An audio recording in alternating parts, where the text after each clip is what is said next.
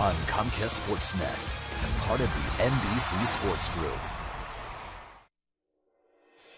Tonight marks the second installment of the 2012 Bay Bridge Series, and this time it makes its way to the East Bay. Jared Parker gets the ball as the A's have won 8 out of 9 and are the hottest team in baseball. Their hitting is clicking and their starting pitching has been superb, making them tough to beat. The Giants will send two-time Cy Young Award winner Tim Lincecum to the mound. He has struggled this year, but is always dangerous. Giants took 2 of 3 from the A's in May, and the Green and Gold were looking for some payback. It's Game 1. A's, Giants, Battle of the Bay. Next.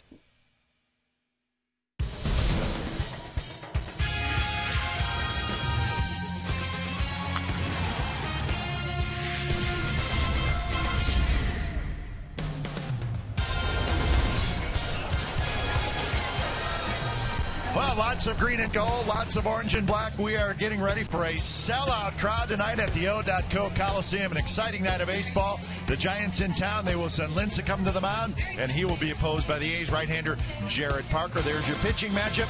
It's the first of the 3-game series, Bay Bridge Series. It's the Oakland A's hosting the San Francisco Giants. You'll see it right here on Comcast Sportsnet, California.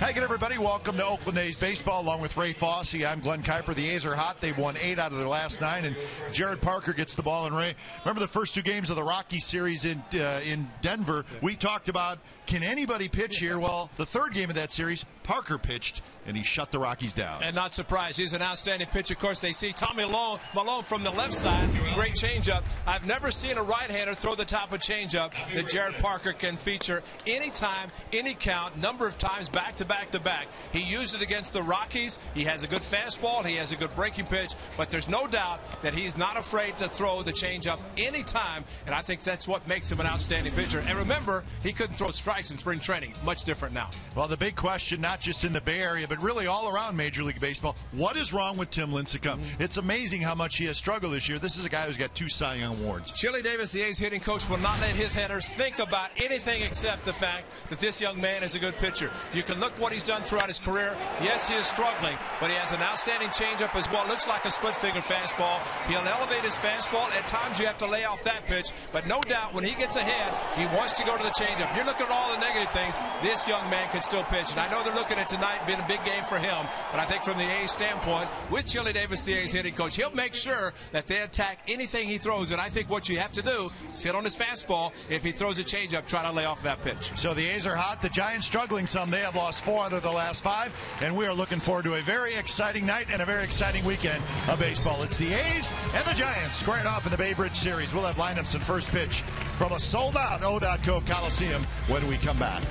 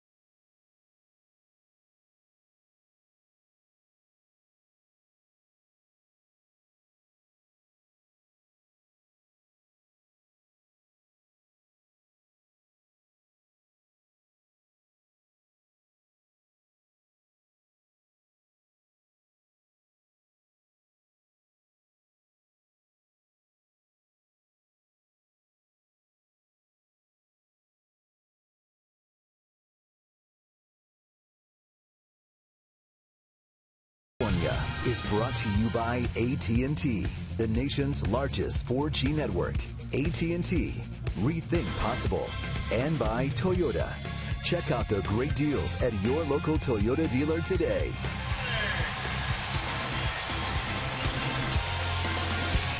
Well, a big night of baseball at the O.co Coliseum with the Giants in town. First of a 3-game set.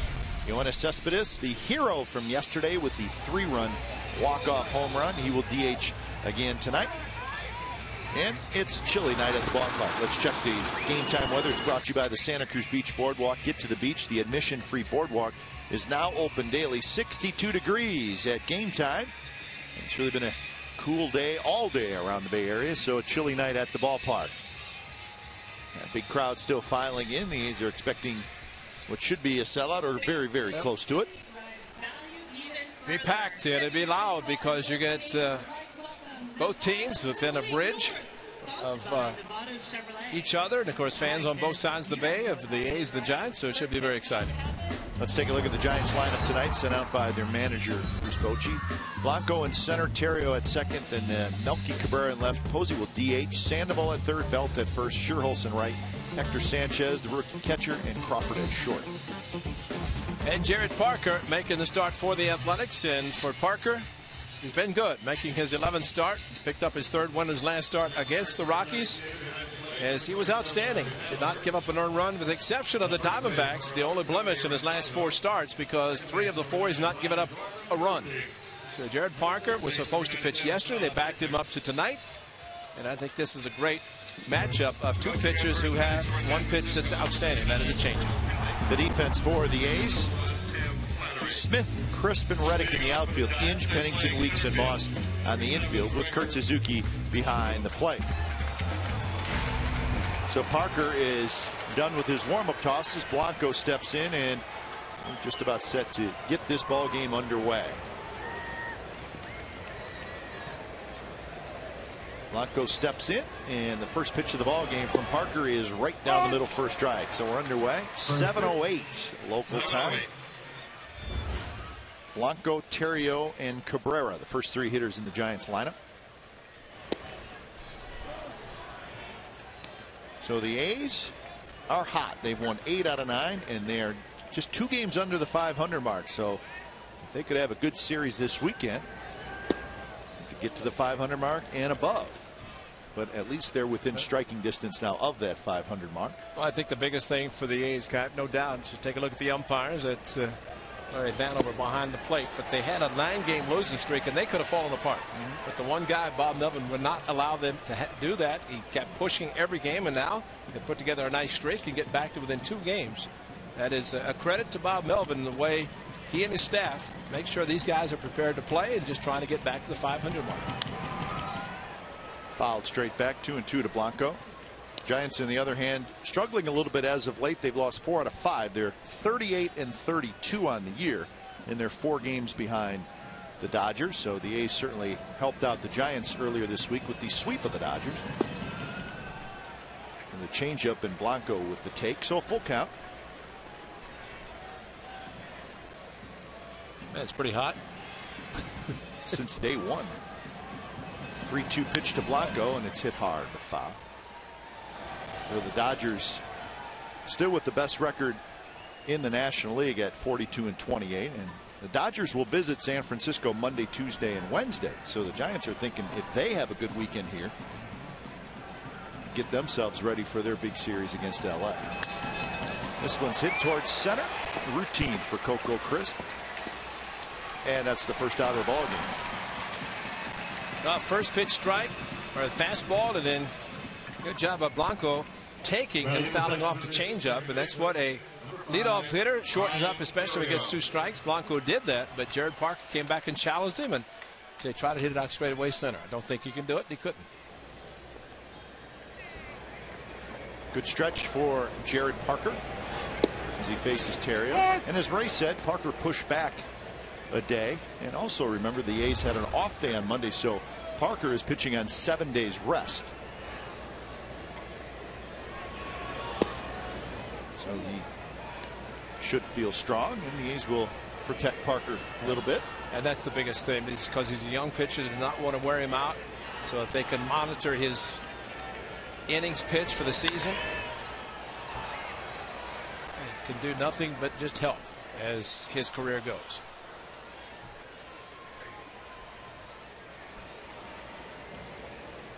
So 1-2 the count to Theriot, Ryan Theriot, the veteran.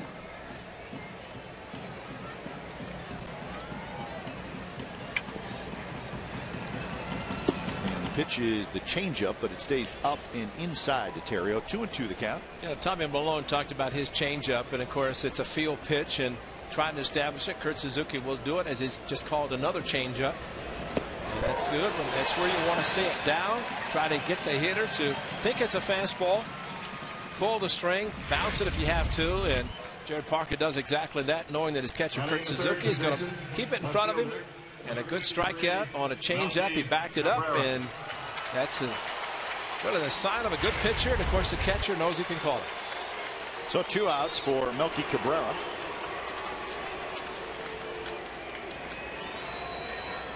Cabrera, a switch hitter. Chops one over the mound. Pennington charges on the backhand, throws to first, and they just get Cabrera.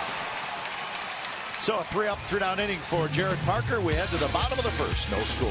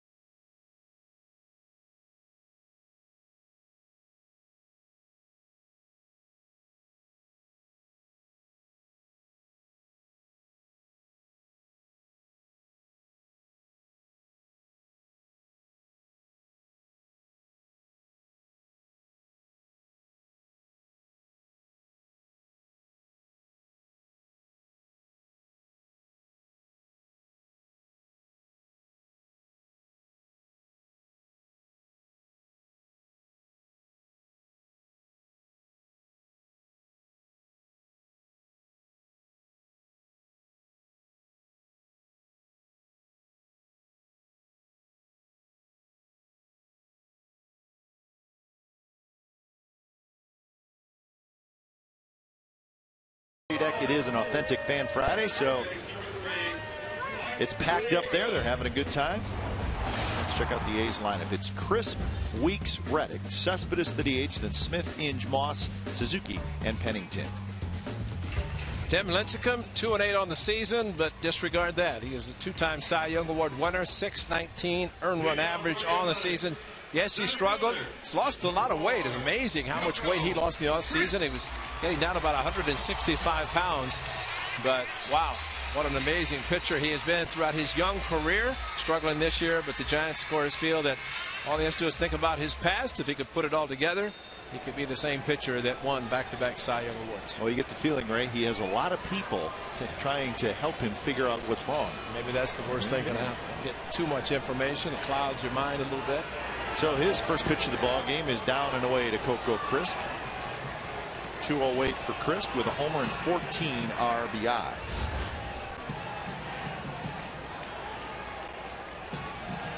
He'll be followed by Weeks and then Reddick. And there's a strike. Sandoval, the third baseman, is way in on the grass. Belt, the first baseman, in as well.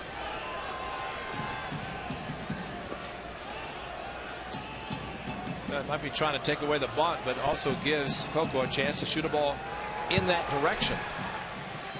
The But boy, it's surprising, Cap. The last 2 games against the Dodgers, the starting pitchers in general, with the third baseman, Uribe playing even closer than that. Pitchers fielded the ball and thought Uribe's going to get back, and end up yesterday cost him. But thankfully, it helped the A's win the series finale and sweep the Dodgers. 2-1 pitch. Now 3-1. I see that time he shook to the fastball. It looked like Sanchez wanted to call the changeup, but he shook to the fastball and threw it down and out of the strike zone. And that one on the outside corner for a strike. So now full count. Lincecum with 41 walks this year. That's the 3rd most in the American League, so that's been a little bit of an issue.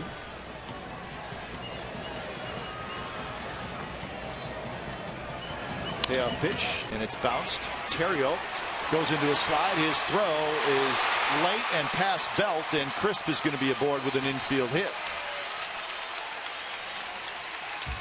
So let's look at the defense for the Giants tonight.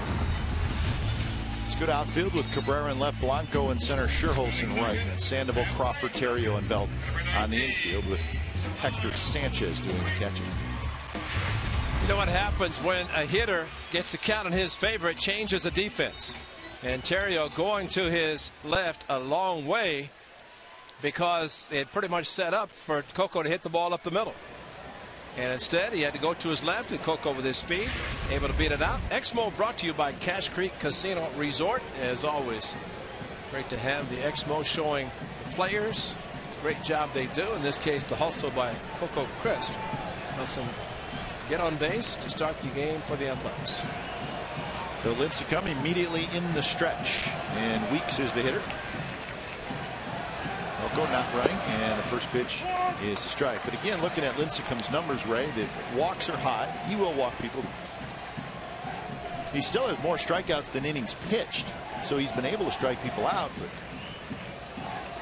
it's surprising when you look at all of his starts, the amount of runs that he has allowed.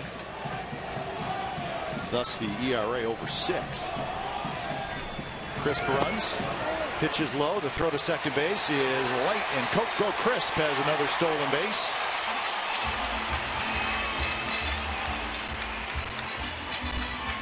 So Coco got a good read. I don't think a good throw would have even had him. Now Brian Gorman, the second base umpire, this was all on Tim Lincecum. And when the ball bounces, watch how the infielder has to go up to get the ball and then bring it down. And there's no way, even if he catches the ball cleanly, Coco is out. Because simply the infielder has to go up, come down, and in all that time, the runner's got his hand on the bat. And Coco's going to steal third, and he's going to steal it without a throw. Not even close. Yeah, because Lincecum didn't even look at it. And Coco alertly picked it up. So the pitch was a ball, so it's 2-1. Well, watch the top of your screen. Lincecum just concentrating on the hitter. And fortunately, Jamal Weeks, seeing all this taking place, just stood there. And as it turned out, it was a ball anyway. So 2 quick steals for Coco Crisp on back-to-back pitches. How often do you see that?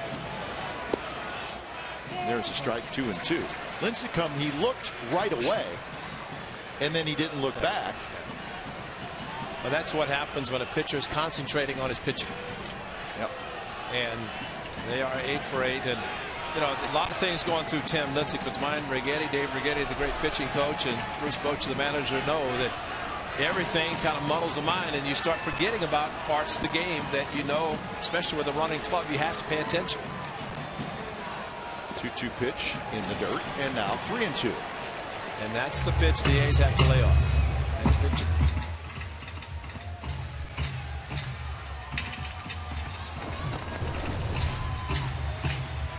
Major League worst ERA.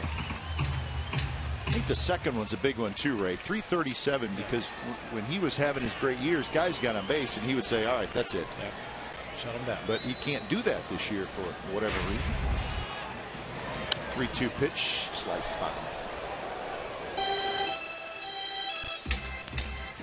Reddick on deck, so the A's with a great opportunity to grab an early lead in this ball game. Good look at the crowd tonight, still filing in. Well, we get a chance to show the suites in center field. When you see the upper suites It's true. occupied, that's when you know it's a good crowd. So all levels of suites in center field Mount Davis are being. Weeks right up the middle, and that's a base hit, and just like that, the A's take a 1-0 lead. So Weeks just shoots one right up the middle. But Jemile Weeks took the 2-2 changeup in the dirt for a ball that he could sit on fastball. He fouled one down the left side, and then gets another 3-2 right back up the middle. Great hitting, great at bat. And then, of course, the elevated fastball almost caught by Lincecum as he went back up the middle. But that's just smart hitting when you can see that the pitcher's having a tough time throwing a particular pitch. And so Jemile Weeks excited as he's been taking a lot of unnecessary heat. A lot of players try to play through injuries, and unfortunately people just don't know that a guy might be trying to play hurt, so he's limited sometimes in what he can do. It's a tough game when you're healthy, and I think for Jemile that was a big hit. You can see his excitement because he knows what he's been battling right now. So Reddick steps in. Reddick really in the middle of his first significant slump of the season. He's 0 for his last 19. So the average now 257. Just got a piece of that one. What's great about that, Cap, as much as Josh Reddick has been struggling, look what he did in May. Kind of carried the club on his back. So now he's struggling. Everybody's picking him up, and that's the sign of a good ball club that can do that.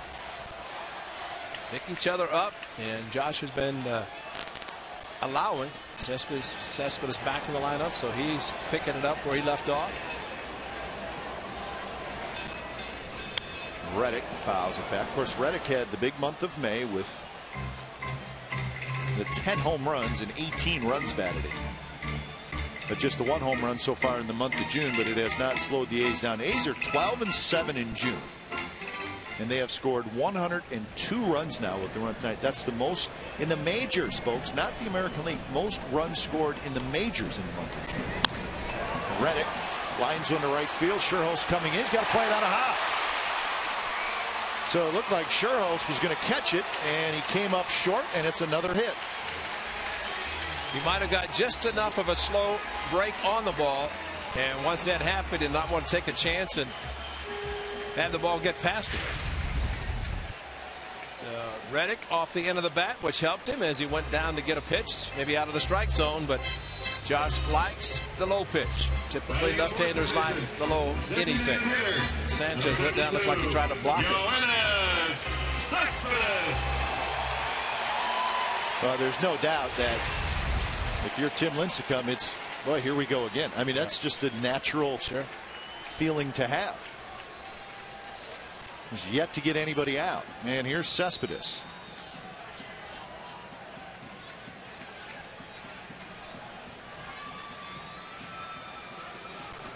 Coco woke him up with his steal of third after a one look. But a laser hit by Cespedes yesterday in the 9th inning, his first walk-off, and it was a no-doubter because he hit it too hard to hook.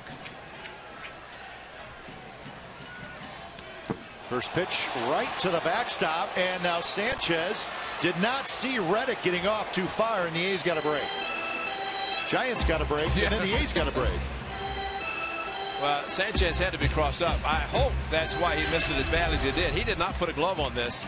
And watch the ball come right back almost between his legs, heading back to the pitcher. But Jemile Weeks recognized it. Unfortunately, Reddick didn't initially, thought Jemile was going to go, and then he was able to get back. I think it shocked Sanchez more than anybody. And the umpire. Yeah.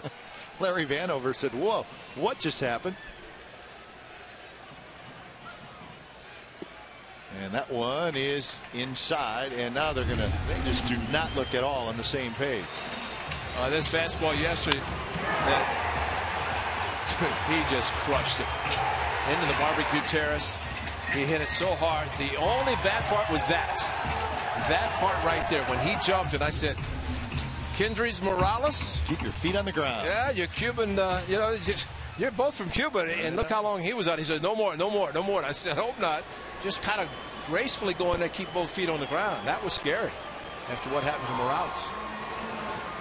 So 2-0 to Cespedes.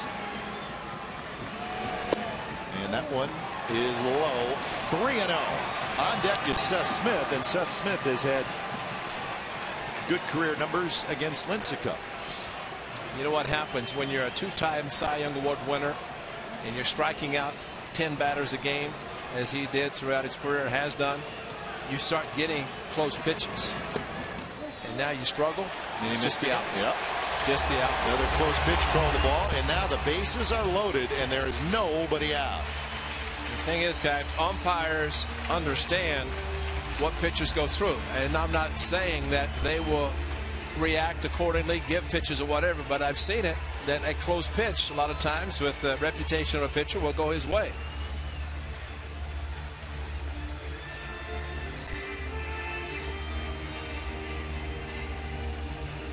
So Dave Righetti, a pretty long meeting with his pitcher. They've probably had a lot of long meetings this year. The A's have to take advantage of this opportunity. Nobody out, bases loaded. First and the fourth inning, the toughest for Lincecum. He gave up a 4 spot to the Athletics over in San Francisco on May the 20th. 1 hit in the first 3, 4 runs in the fourth. One of his bad innings this season. He's thrown 21 pitches so far, and here's Seth Smith. And not close. Smith is 9 for 30 with 3 home runs against Lincecum, and there's probably not a lot of guys out there who have that kind of success against Lincecum. So the A's have the right man up in the right spot. That one grounded to Belt. He steps on the bag. He throws home, and not in time. And he didn't step on the bag, I don't think, Kyle. I think he stepped across it. So he missed the bag. Everybody's safe. Now, if that's the case, that's a force at the plate. And if his foot's on the plate, he should be out. Because he definitely stepped over first base. It's just a question of whether Larry Vanover is saying his foot wasn't on the plate. Third baseman, number 7, Brandon Inge. So another break for the Athletics. And we'll see if he's going to call the umpires. And Bruce Bochy going back. Watch. Now he steps across the bag there to the plate. And his foot wasn't on. He was not. He was in front because he assumed he was going to step on the bag at first and would be a tag play. But the first base umpire called him safe. And at the plate, Sanchez did not have his foot on the plate. So very good call by both umpires. He completely stepped over the bag, did Belt. Sanchez in front of the bag, and he applied the tag too late. So the right call all around. It's a fielder's choice RBI, and there's still nobody out. Sanchez, all he had to do was put his left foot, but I think in that situation he thought Belt was going to step on first, and he should have. He stepped right there. And I think he may have been wanting to step on first, but he just stepped over top of it.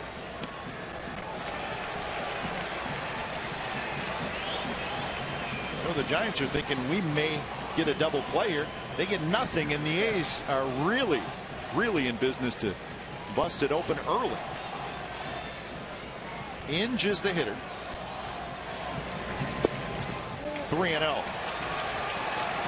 Reddick at third, Cespedes at second, Smith at first. Again, a fielder's choice RBI. And Dave Righetti is getting somebody up in the bullpen. How about that? Amazing. Fastball in for a strike, 3-1.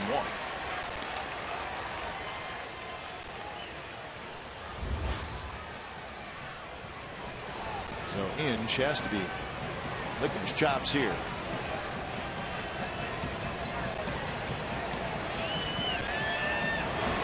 And it's low, and he walked him. 3-0 A's. Still nobody out.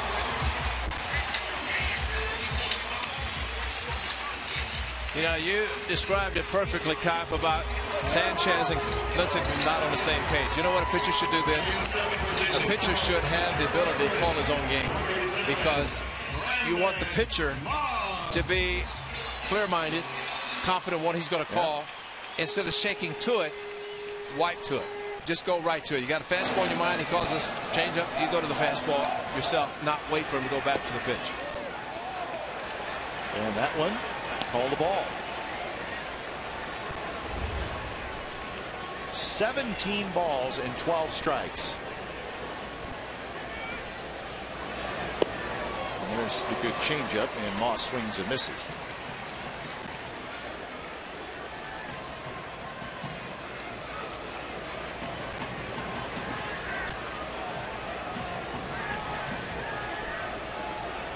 Moss with 7 home runs, 12 RBIs, hitting .283. Low again.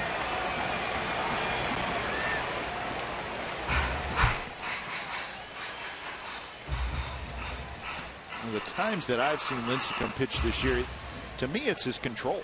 Yeah, that's all it is.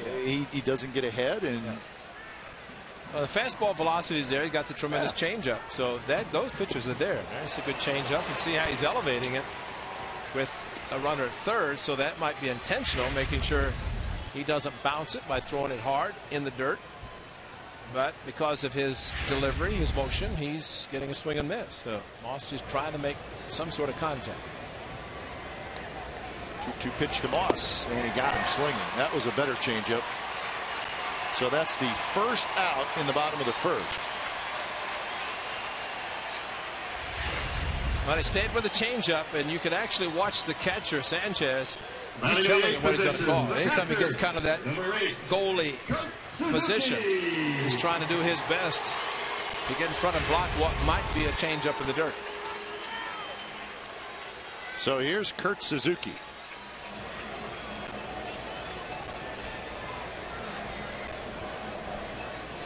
.215 for Kurt with no home runs, 16 RBIs. And that's blocked in the dirt.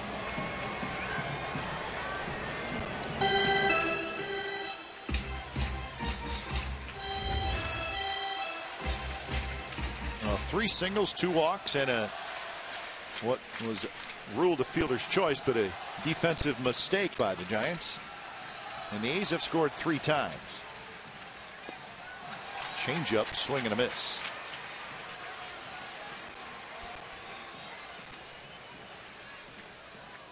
.35 pitches now here in the bottom of the first inning for Lincecum.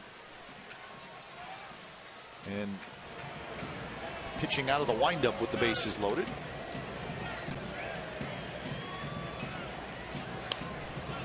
That fastball runs in on Suzuki. But I agree with you. I mean, I think the fastball velocity is fine. 91, 92. I mean, he can pitch with that. Let's see if Kurt Suzuki goes in the protect mode now, and this is simply 2 strikes. You figure he's going to go to the changeup, which is his out pitch, his strikeout pitch. And you see the velocity by season, and he's dropped down about 4. And changeup, but that's a good take by Suzuki, and he almost took it like he had a feeling it was coming. Well, and that's the protect mode you get into. You kind of shorten up. If he throws a fastball, you fight it off. And Bell playing way off the line at first base, good 15-20 feet, which is surprising. Figured he's going to pull maybe a changeup, but if you get a fastball, you swing late, you might shoot one to right field. And that one runs into Suzuki, and he fouls it into the A's dugout.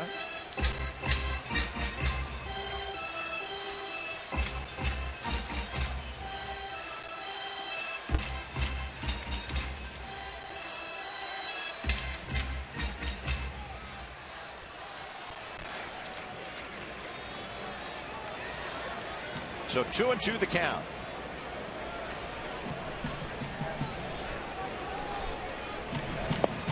And a good take again by Suzuki. So it's a full count again. No place to put him. Lincecum has not had much command here in the first inning. 1 pitch away, matching Aaron Harang Tuesday night. 40 pitches in the first inning.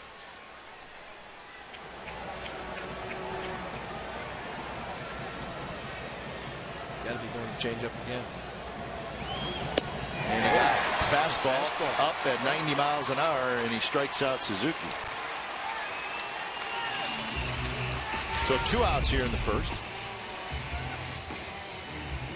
Well, he looked like he might have been looking change up, and just a little late with the swing. At that point, probably thinking opposite field. Really, that's a Lincecum of old there. Just challenged on 3-2, but just had the thinking and the hitter of maybe something off speed. Here's Pennington. And the first pitch to Pennington is on the outside corner, first strike. So good pitch there by Lincecum. 1 for 11 in his career against the Giants right-hander.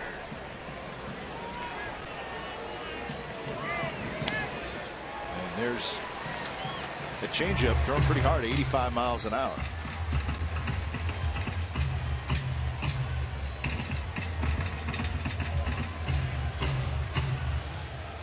So Pennington behind in the count, 0-2. So he's going to have to battle back. Outfield shifted toward left center and shallow.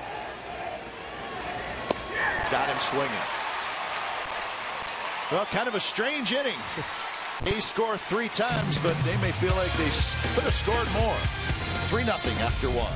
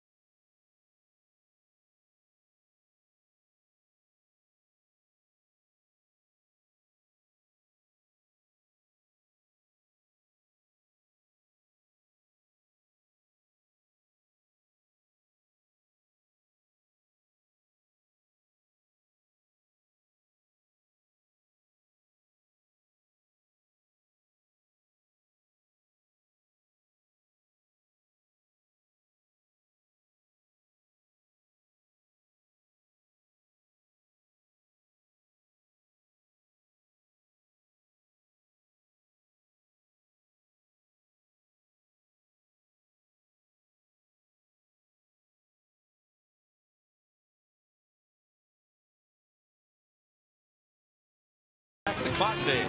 The A's are turning back ticket prices as well. Limited supply of Plaza Reserve tickets are available for only 55 cents. Wow. 500 tickets are available at this special internet-only price. So go to oaklandathletics.com/Oaks. It's OAKS now to order. Enter coupon code OAKS, OAKS, to purchase. 55 cents. Is that what the ticket prices were? 50 cents. Man. Find a better deal than that. I dare you.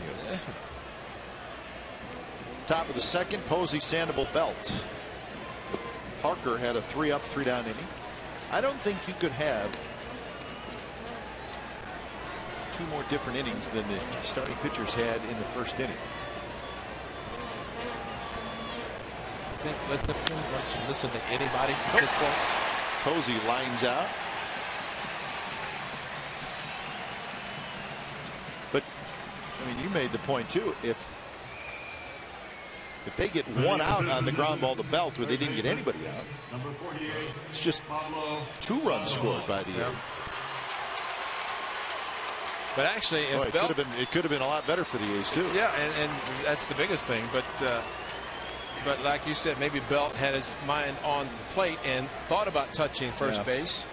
But all that confusion, for the catcher Sanchez as well.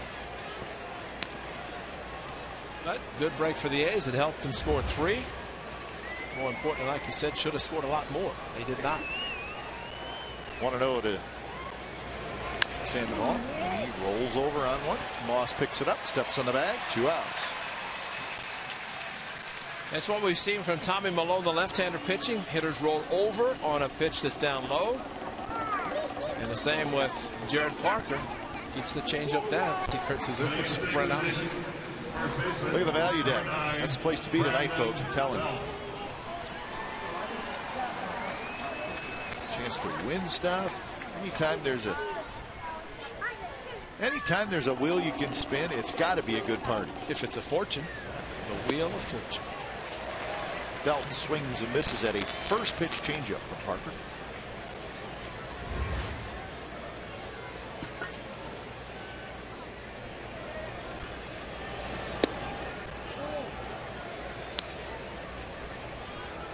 Parker has retired the first 5.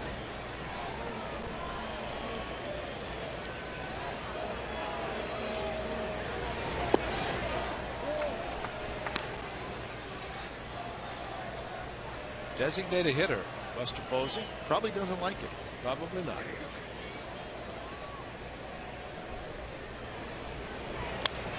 Belt fouls him back to even the count at 2-2. You know, we have seen in the past in interleague games where National League clubs come in. I remember Mike Piazza came in and was catching for the Mets, and he DH'd, and for Cespedes is DHing because of a hamstring injury, trying to nurse it back. And great to have him in the lineup. But DH is kind of a half day off. Allows the position player to hit, but not have to, in case of Posey, be behind the plate. But it's a whole different, you don't know what to do. It's like pinch hitting 4 or 5 times. 3-2 pitch to Belt, not close. So the Giants have their first base runner. It's a 2-out walk. So Parker will go to the stretch for the first time. Batting in the 7th position, right fielder, number 12, Nate Scherholz. Nate Scherholz, who's in the lineup tonight. Angel Pagan is the regular that is getting the night off for the Giants. Well, this guy is always, as Bruce Bochy, I know, realizes that Nate Scherholz, Bay Area, East Bay native, and seems to always do well against the A's. Get him in there. Surprised he didn't make a headlong dive on the ball that Reddick hit out there.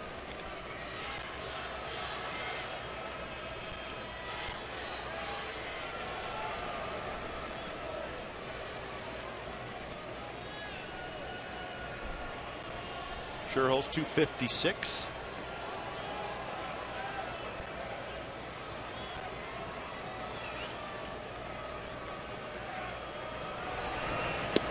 That changeup is high, so it's 2-0. Giants are 17-18 on the road, and they are 5-7 in interleague play. So they have not had a great deal of success against the AL West. This is the end of a road trip for them. They lost 2 out of 3 in Seattle and 2 out of 3 in Anaheim. They had an off day yesterday. But if you're going to have a 3-city trip, it's a good way to end it, huh? At home with an off day. Belt takes off, and the pitch is outside. Belt got a good jump, and he's going to steal it easily. He's a big guy, but he runs pretty well. Really no chance for Kurt Suzuki. Well, after a 3-run inning for the A's and 2 quick outs in the 2nd inning, then Parker, tough time throwing strikes, and then gives no help to his catcher to try throw out Bell. That this thing, what Pennington did there is just keep the ball from going into center field. That's a 3-0 count to Scherholz, and that one is a high strike.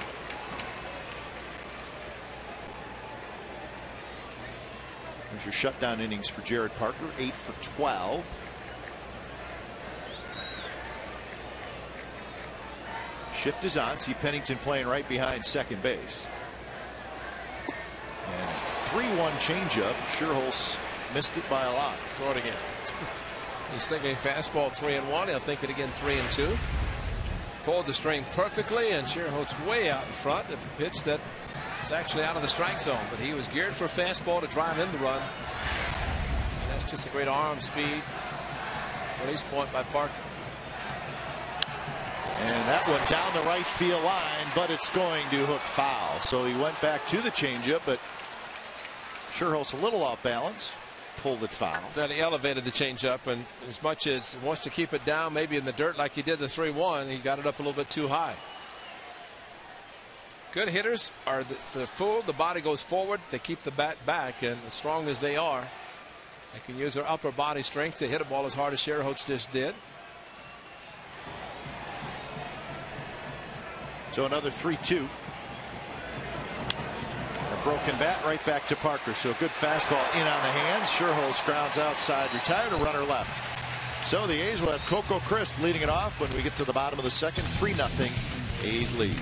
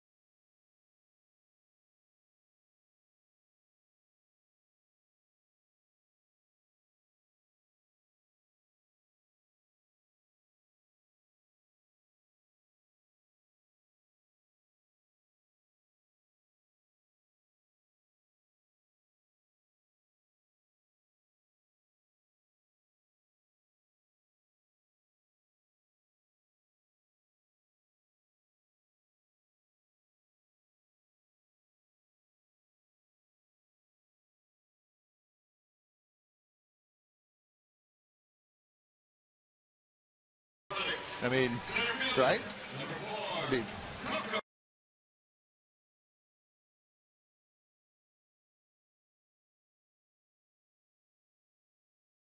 Giambi. That's the last home run off Tim Lincecum by the Athletics, and it was Giambi. So coming into tonight, we'll include tonight 36 innings since the A's have hit a home run off Lincecum, but tonight they didn't need a home run. They scored 3 in the first. So they'll try to get right back at it. Sandoval, a nice play. Throws to first, and they get Coco Crisp. So Pablo Sandoval playing in, and he had a dive to his backhand, and it's a nice play by the big third baseman. Coco, first pitch, just tried to slap it past him, and see him running out of the box. That's Ichiro. Wow, never seen that. That is Ichiro, and boy, he tried and almost did it. That would have been a double. But Sandoval just reacted quickly, and good job keeping his foot on the bag. So 1 out for Weeks. Sandoval stays in. Went in for a strike to Weeks. Weeks slapped a single to center field that knocked in a run in the first inning. 43 pitches in that first inning by Lincecum. To the right side, Lincecum will pick it up, and he'll flip to Belt as he juggled it just a little bit, but he will get Weeks for the second out. I think he went into his glove, could not find it right away. There's the view from the Comcast Sportsnet value deck. Now batting right fielder. It's a nice view. Josh Reddick. That is a great view. Yeah. Boy, those are great seats up there. You can see the 4 sections, 3 sections packed full. As the rest of the sections tonight here at the Coliseum, first of this 3-game weekend series. First pitch to Reddick is a bit low. Reddick hit a soft line drive to right field for a base hit in the first inning.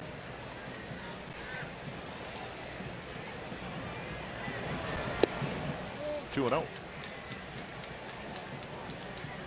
Looks like Lincecum, that pitch 77, 78 was a curveball. 12-6 curveball. We'll throw a little bit.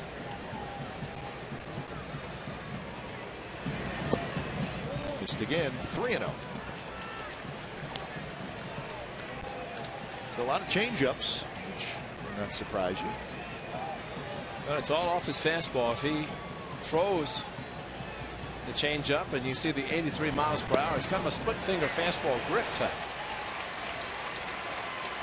How about on May 20th at the San Francisco? This is the wild pitch.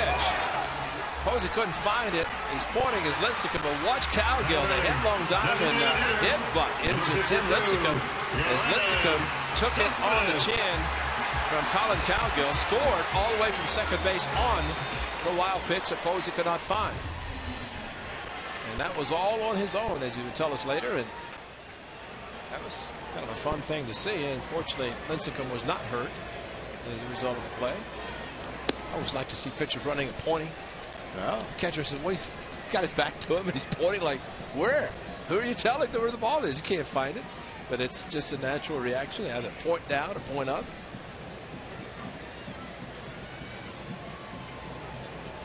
Cespedes walked in the first inning.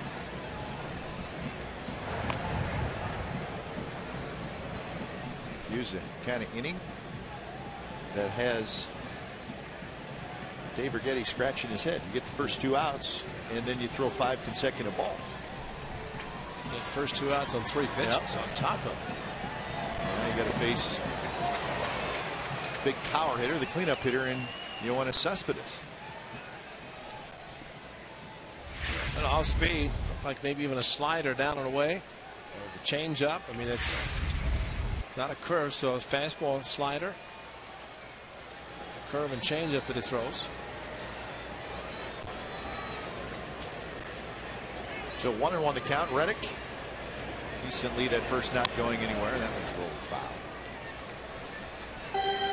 Angels with an early lead, or the Dodgers with an early lead over the Angels, 5-2. That game just in the second inning.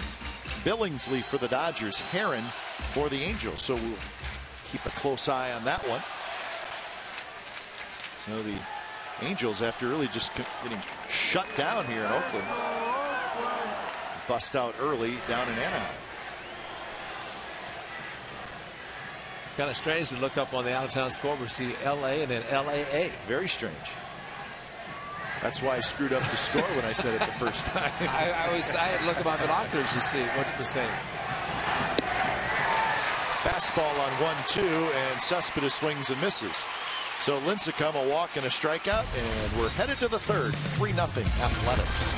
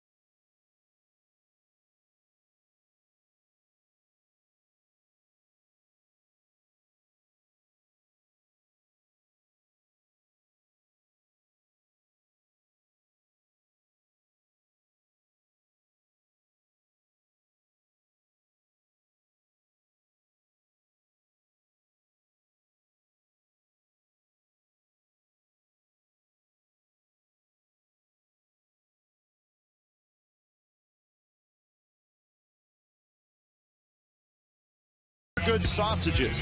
Pick up Evergood sausages at your local grocery stores today. Beautiful looking. Bay Area.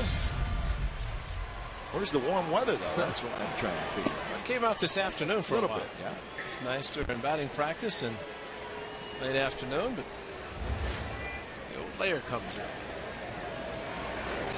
Sanchez, Crawford, and Blanco, 8, 9, and 1 for the Giants. It's Parker, who has walked one, struck out one.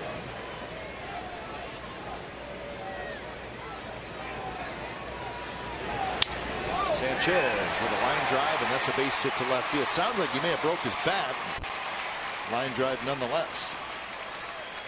So the 22-year-old catcher with a leadoff single. These are the kind of games that, from the A standpoint, as Sanchez with the pitch outside, the 2-0, just served it to left field off the end of the bat, and I think it did fracture it a little bit, but oh yeah, that's a fracture. Take that thing up and use it maybe for batting practice or a souvenir. Here's Brandon Crawford, the shortstop. I think I know what you were going to say. Well, and it's true. You just, of course, you hope that Jared Parker, if you're an A's fan, keeps pitching. But you have 3 in the first inning. Should have had maybe 6. It might have been a different game. But now it's like, okay, you don't want the Giants to come back because you should have scored more. Lincecum settled down. 4 strikeouts in the first 2. Well, yeah, we don't want to be saying in the 9th inning, boy, that first inning. Right. And obviously a long ways to go yet. But that's why if Parker pitches his game, the 3 runs off Lincecum in the first might be enough.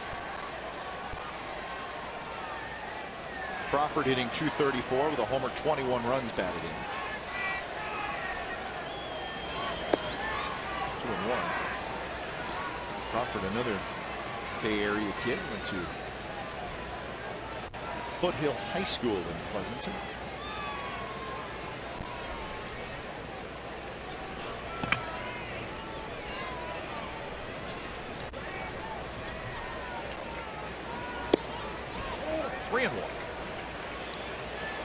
Not what you want to see in the bottom part of the batting order. Granted, hitters are hitters at the major league level, but they are 8th and 9th place hitters. The 8th place hitter is on base. 9th place, the 3-1 count.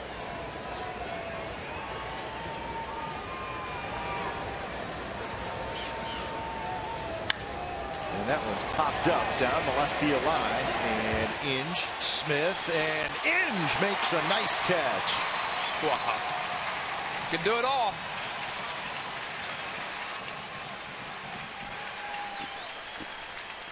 So a long run for Brandon Inge, and he had plenty of room down there. Plenty of room, and he probably was the only one who's going to get to it. Smith, a long run from left field.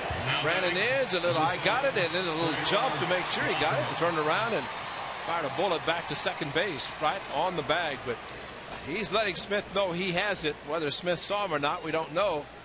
But Brandon Inge, the play he made yesterday,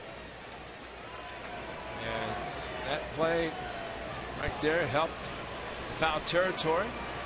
But Brandon Inge has done a spectacular job. Of course, we know what he's doing swinging the bat, but defensively he is a great addition to this ball club, at least considering what had happened. He's got Sizemore initially out for the season. And welcome to the Coliseum, Mr. Crawford. You probably watched a few games here and saw the foul territory. It hasn't changed.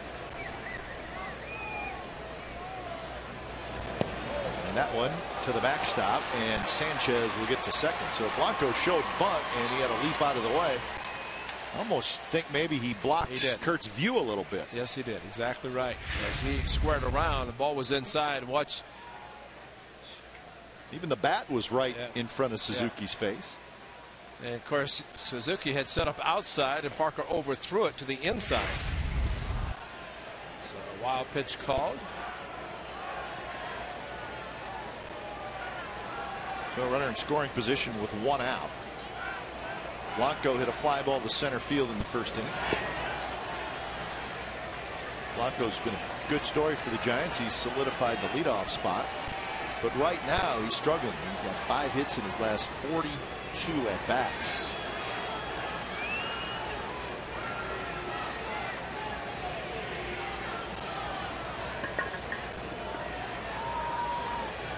Terrio, the on-deck hitter. Good swing there by Blanco. He fouled it straight back.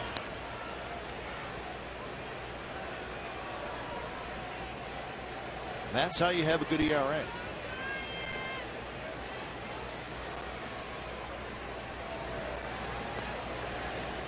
Not a lot of speed there with Hector Sanchez.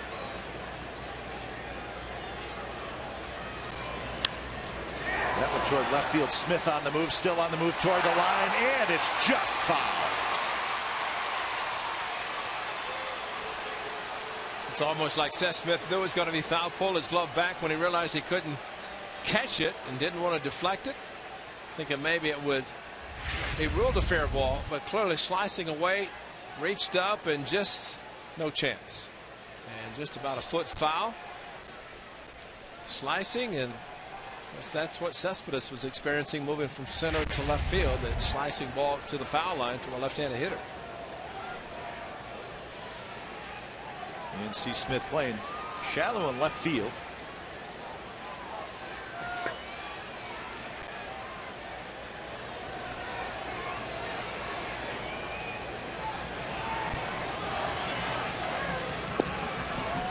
Changeup. Pretty good take by Blanco, so it's a full count.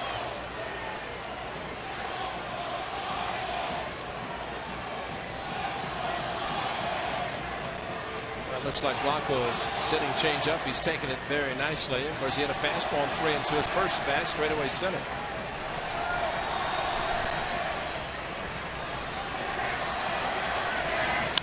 That one bounced. Moss has it scoot under his glove, and it goes into shallow right field. And they're going to wave Sanchez, and he's going to score. And the Giants are on the board. It's 3-1. A ball that should have been played by Brandon Moss, but it rolled past him, and then it scooted past Weeks, and that allowed Sanchez to score. On the overthrow, the wild pitch puts the runner in scoring position, and Brandon Moss ranging to his right, and that play probably was his to make. We've seen him range a little too far to his right, but this one off the edge of the glove, that he kicked it with his right foot. And that's what deflected to the point that Jamal Weeks could get to it. Had he not kicked it with his foot, it would have gone right to Jamal Weeks, and he might have had a chance to get the runner at first. Well, we'll see what the ruling is. Now batting, but number 5, Ryan Theriot.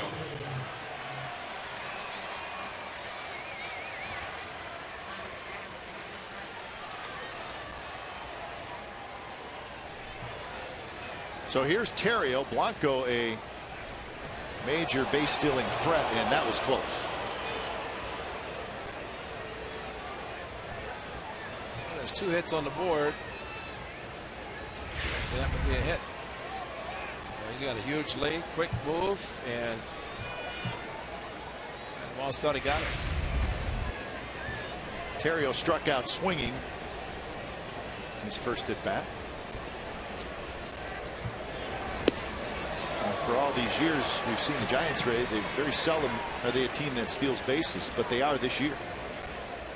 They have 55 steals. That's the 3rd most in the National League, so they've really kind of changed their style.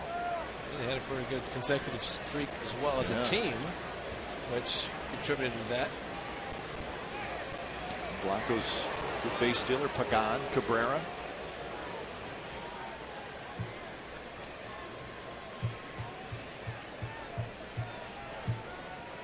At least for the right-handed batter, Kurt Suzuki can see if Blanco decides to run.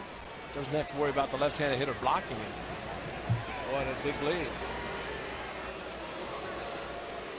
We were talking yesterday with Ricky Henderson in the house. One of those leads that Blanco's getting, not afraid to get picked off or get thrown out trying to steal.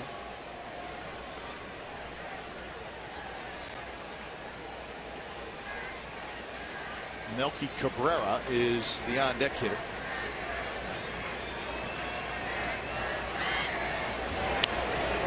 Popped up near the Giants dugout, and it bounces right on top of the dugout and then almost hits Buster Posey in the head.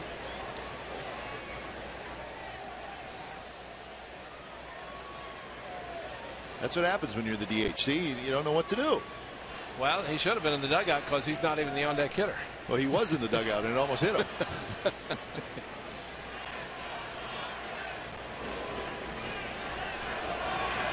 So the count is 0-2 to Theriot.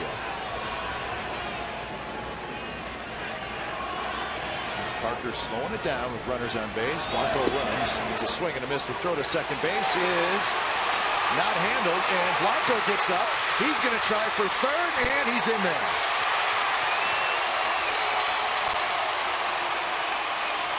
So Terrio is out on the strikeout. But some risky base running, but it worked for Blanco. He went very quickly in the throw as Jamal Weeks tried to catch quickly and make the tag, and the ball only about 10 feet away. And risky on Blanco's part going to third, but probably more risky for Jamal Weeks to make the throw to third quickly, trying to get Blanco. He's not going to have a chance anyway. Blanco, of course, gets there where he could score on a mistake, but the mistake was almost trying to get him at third. If it hits him in the back, he's going to score. So stolen base E4 is the ruling. So runner at third, 2 outs for Melky Cabrera. Cabrera shoots it foul, so it's quickly 0-2. Well, that's rare you see. Rare you see an infielder get an error on a play like that, but the fact that Jamal tried to make the quick tag.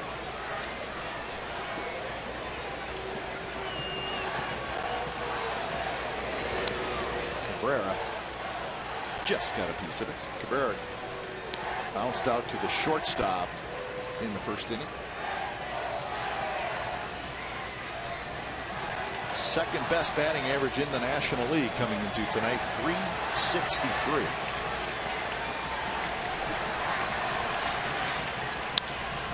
It's one hard toward Weeks, who's got it, and side retired. Giants get a run on a couple of hits. There was an error by the Athletics. 3-1 as we head to the bottom of the third.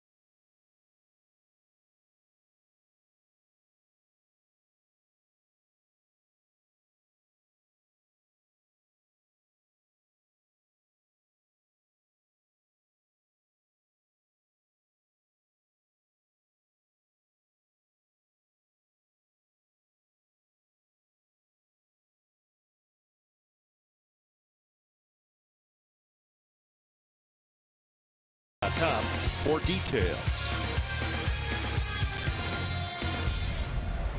The A's 3, the Giants 1, bottom of the third inning. Smith, Inge, and Moss to hit for the Athletics. A's batted around in the first inning, scored 3 times on 3 hits, couple of walks, and they had the bases loaded with nobody out after scoring the 3 runs, and Lincecum struck out 3 consecutive hitters. High strike called, 1-1 the count. And every inning he performs well, pitches well, he gets more confidence, and especially after striking out the side. Maybe Bochy, Bruce Bochy and David Getty should have started somebody warming up in the first inning, first batter, because after he looked down and saw somebody in the bullpen loosening up, struck out 3. A couple of change-ups and a fastball, bottom 3 in the batting order. Ricky Henderson in the house again. It's always good to see. Line shot right into the glove of Terrio. So Smith Hit it Time hard. now for the Ford right choice. Yesterday, the 9th inning, D. Gordon's bunt. Watch the play by Brandon Inge to second base. A bullet to second to force out. And then, how about Derek Norris with throwing out of D. Gordon at second base? So what turned out, or looked like it was going to be a very eventful inning for the Dodgers. Great play by Brandon Inge and Derek Norris. And that quickly back in the dugout. A couple on for the Athletics. And Giannis Cespedes with a walk-off. I was talking to Brandon Inge about that all the time. Derek Norris was yelling 1-1-1 and wanted him to throw to first base to get the runner at first. And Brandon Inge told him, he said, my fault, but I felt I had a chance. And Brandon Inge, the veteran that he is, when he picked up the ball barehanded, if he had not had a four-seam grip, and we've talked about that when guys barehand the ball, if you get a two-seam grip or one they don't feel comfortable with, they won't throw. Well, he picked it up, had the perfect grip. So he give looked, it a shot. Right? He looked to second, and then he said he saw Cliff Pennington, and he didn't think he was on the bag, but Pennington was trying to deke the runner to slow him down to try to help. It is a bang-bang play and turned out to be a great play for the A's defensively in that top of the inning. And, of course, one at the bottom of the ninth. So they scored 3 in the ninth yesterday, 3 in the first today. So they just need to add more in this game. There's the changeup, swing and a miss. So that's strikeout number 5 for Lincecum.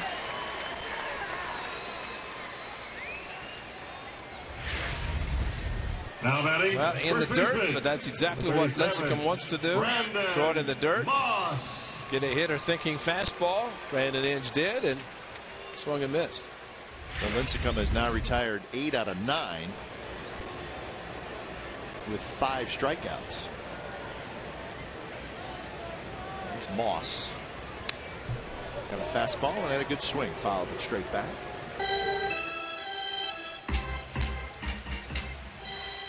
A's lead the all-time series against the Giants 46-43. And the A's have won 6 consecutive games against the Giants here at the Coliseum. Sweeps in 2010 and 2011. So the 16th season of interleague play. Swing and a miss by Moss.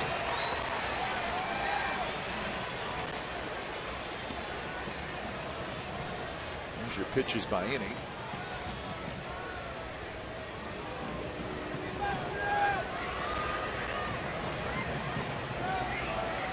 One and 2 to Brandon Moss. Got him swing. So a couple more strikeouts. Lincecum has 6 strikeouts through 3 innings. A's lead 3-1 after 3.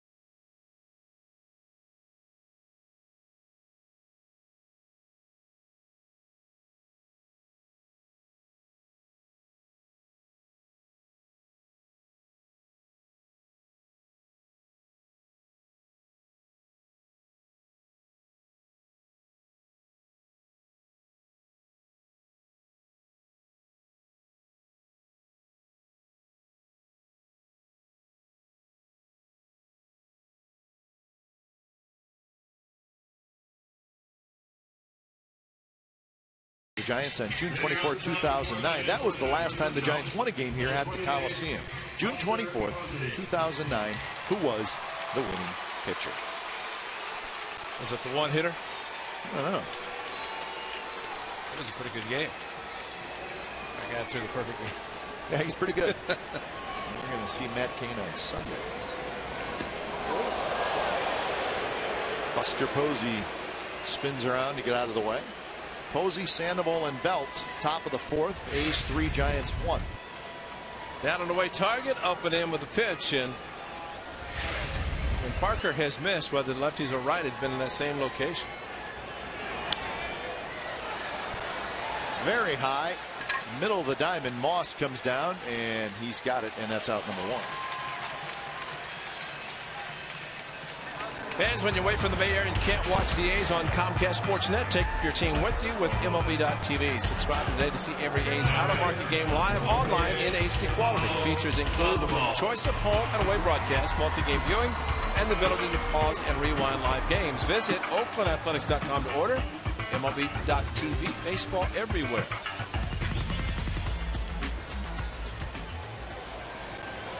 One out for Sandoval, who grounded out to first, his first at bat. Right back to Parker on one pitch. 2 outs. Now, if he can have another quick at bat, get back in the dugout, that would be a very good inning, especially with Lincecum also pitching very well. Now batting, number 9, Brandon Belt. All right, good luck. Good luck. It all starts tomorrow.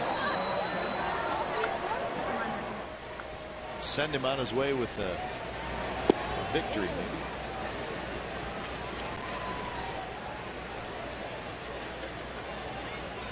Belt walked with 2 outs in the second inning, was stranded at second.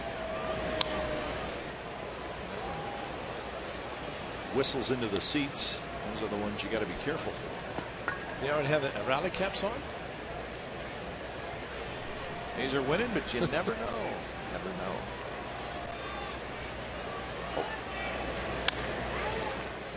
Lord Moss.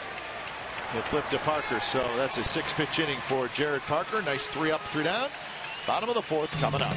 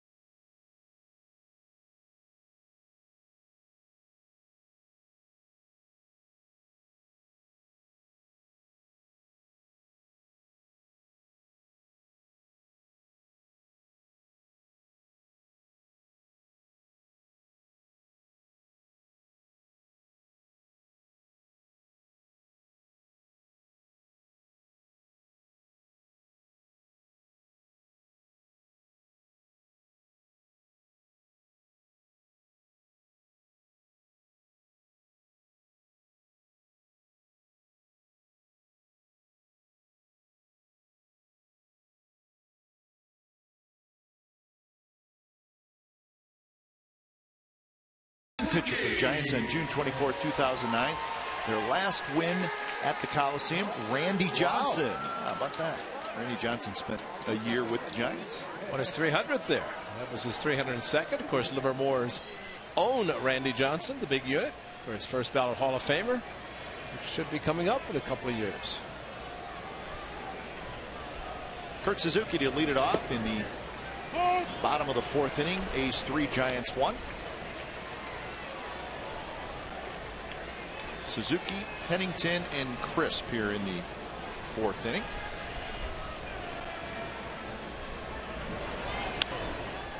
Little pop up behind first. Belt backpedaling, and he's going to get there. So wonderful moment earlier today. That is Allie Pierce. She threw out the first pitch. It's her 16th birthday, and that is her father, Scott Pierce. Well, she didn't know it, but that's him right there. She did not know that he was here in Iraq. Flew in home. And that's a pretty good surprise for your 16th birthday. Wow. So I think one that you'll never forget. Yeah, I think Allie Pierce is having a pretty good day. So happy birthday to Allie, and it's great to see her father Scott back home. And it's great to see throughout Major League Baseball. You're seeing a lot of that in returning soldiers from Iraq and Afghanistan. And we went into Minneapolis, and they just had a special presentation.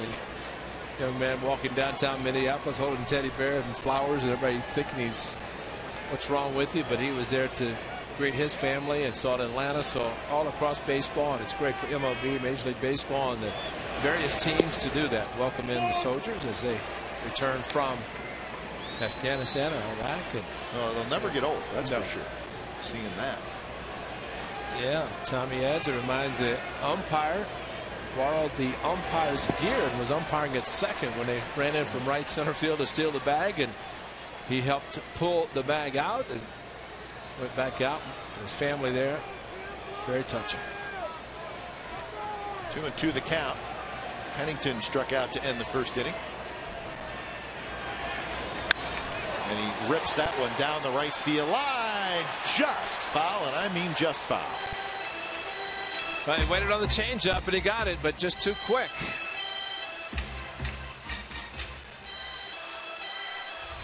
You're right, just barely foul.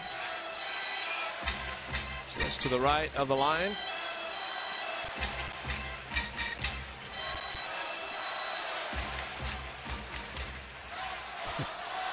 He's probably thinking my luck's changing.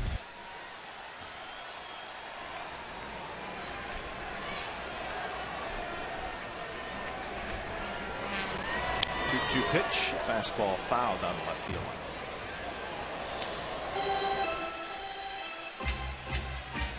One thing in the American League parks, and both pitchers didn't want has to worry about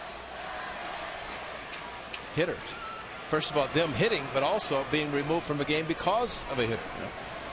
And because of the score in the game, and makes a big difference with the DH used in the American League parks. Right at Melky Cabrera, so that's out number 2.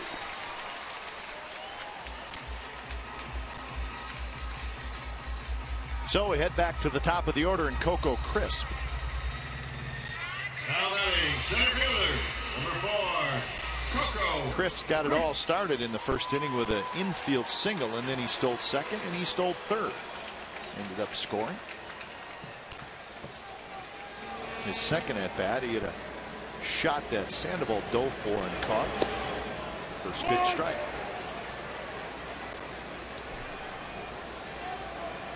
Dodgers leading the Angels 5-3. Top of the fourth inning.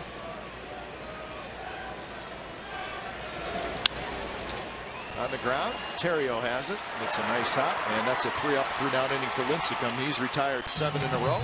We're headed to the 5th. A's 3, Giants 1.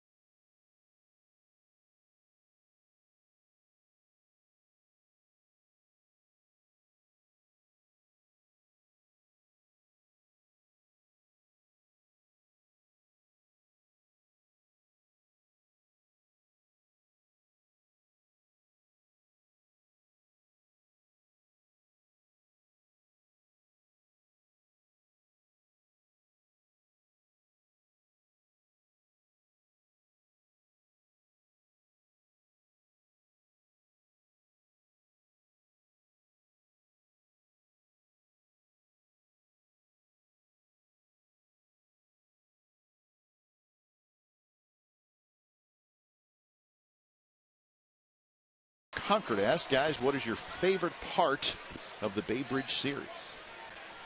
Sellout crowds. I think it's the crowds. Yeah. I agree with you.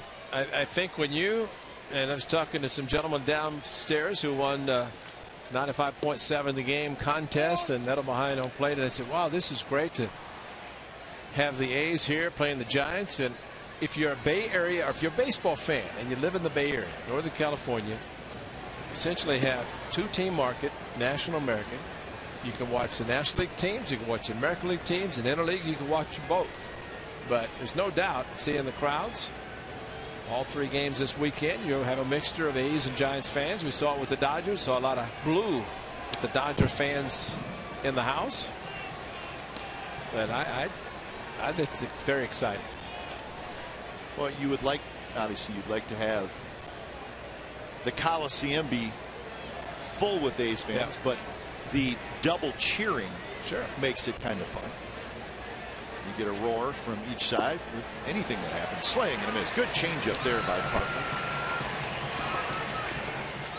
As I mentioned, Parker has retired 6 in a row. The center field sweeps. Take a look at the good off-speed pitch, and again, Sherwood's way out in front. But when you look out at Mount Davis, and of course the top is tarped, but you see all these suites up at the top here. There's another row. There's 3 levels of suites, and they're occupied. First pitch to Hector Sanchez is way inside. Way up the top. Those are the football suites, but of course used for baseball. Odie Micel and Dave King in the suite services office, very busy with all the suites being used in center field. That's great to see. Sanchez hits it hard, but right at Weeks, and that's out number 2.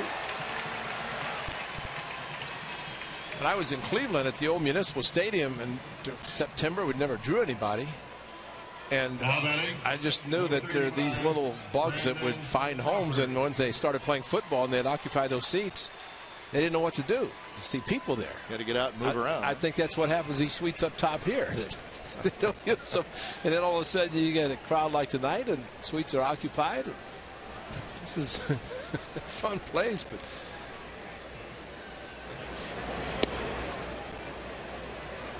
So 2 outs for Crawford.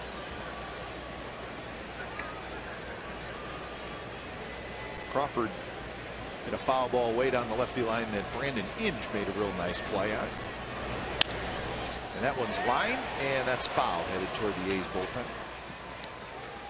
See, certain hitters just wait back, and they're able to handle any pitch they see. In the case of Crawford, fastball away, he waited so long, he's just trying to shoot it to left field, and that's the reason Seth Smith is playing the way he is, shallow and a little bit closer to the line than normal. Pop up, and that'll reach the seats, so 1-2. So Parker has found a groove.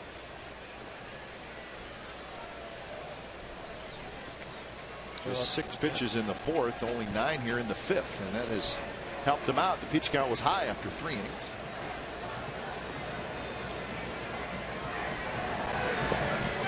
Changeup is in the dirt.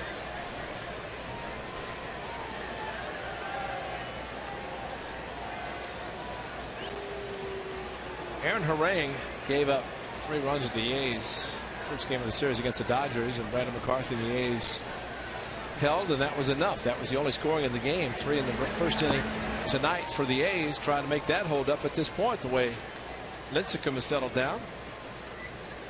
And now Parker is trying to match him. That guy did a great job. Tommy Malone, first career complete game, and second game of the series against the Dodgers. 2-2 pitch is lined toward Crispin center. He goes back, now comes in. He's got it, side retired. So 8 in a row retired by Jared Parker. Bottom of the 5th coming up, 3-1 A's.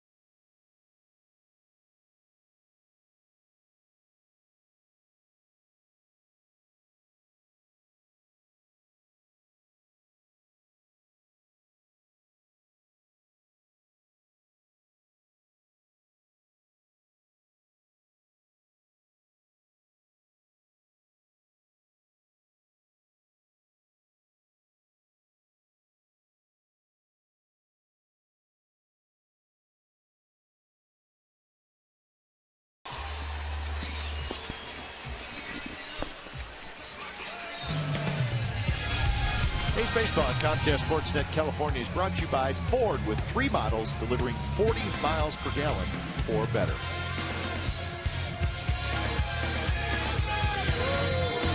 Beautiful night at the ballpark. Put a jacket on, you'll be all right.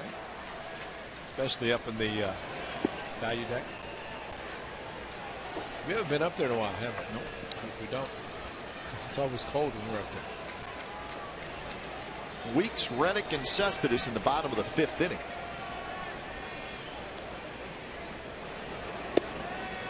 Two and 0. Tim Lincecum had trouble in the first inning, giving up 3 runs. You saw the graphic on what he has done since. Nothing the A's have done except the walk. And he got through the 4th inning, which has always been his nemesis this season as well. Giving up runs in the 1st and the 4th inning, most of his runs. So he has settled down, and the A's know it.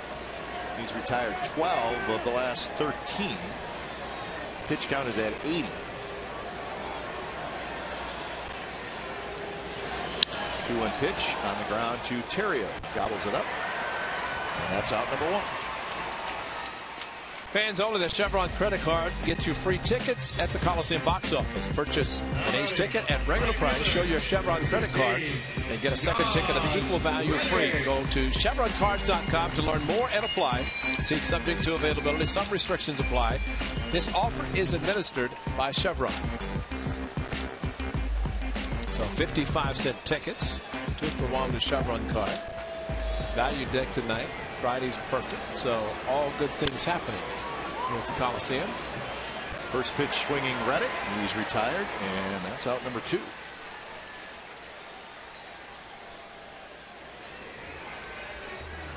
At this point, the A's very happy they scored 3 in the first. Now batting. I think we're seeing from Tim Lincecum what the Giants had hoped they would be seeing. He has a 2.28 record, 619 earned run average coming into tonight's game. The A's might have let him off the hook a little bit in the first. They did score 3, but chance for many more they did not. So it's up to Jared Parker and the A's to try to keep the Giants from scoring. Cespedes with a walk and a strikeout so far. And that one in their first drive.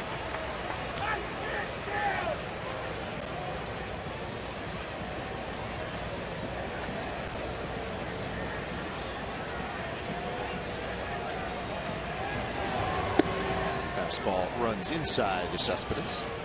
I like the way that Lincecum sets up. He has the glove right at his waist, kind of positions it a little bit below, and then brings the ball to his glove. So no chance of trying to tip a pitch. Jason Isringhausen now with the Angels kind of has done that. It's almost like having his glove attached, the Velcro, to his waist, because he was tipping his pitches at one time. But you minimize any movement of your hands, bringing the ball into the glove or the glove moving around, because there are always eyes on a pitcher trying to see if they could detect something he might be doing to tip the pitch. So Cespedes way out in front of that one, just got a piece of it. So the count even at 2-2. Sanchez, boy, how close he is. That's scary from his standpoint. Catcher's interference. With his glove sticking out, you start reaching for the ball, and that's when the hitter hits the glove. And that one, a swing and a miss in the dirt. Sanchez tags Cespedes. So that is strikeout number 7 for Lincecum, and he has retired 10 in a row. 3-1 A's lead after 5.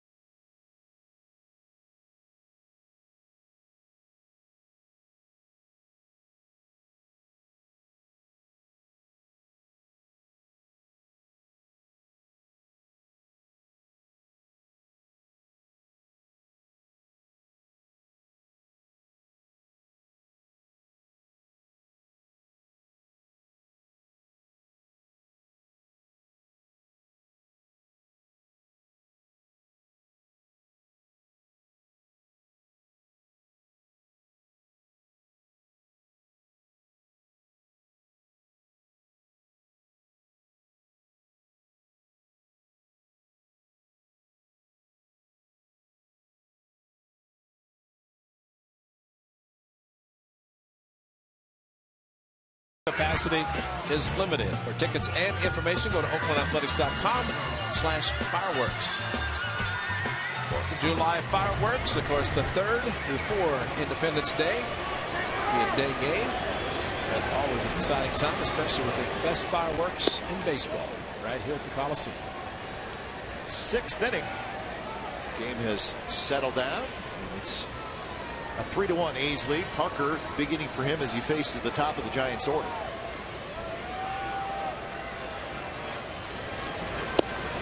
And misses outside. 2-0 to Blanco, who'll be followed by Terrio and then Melky Cabrera.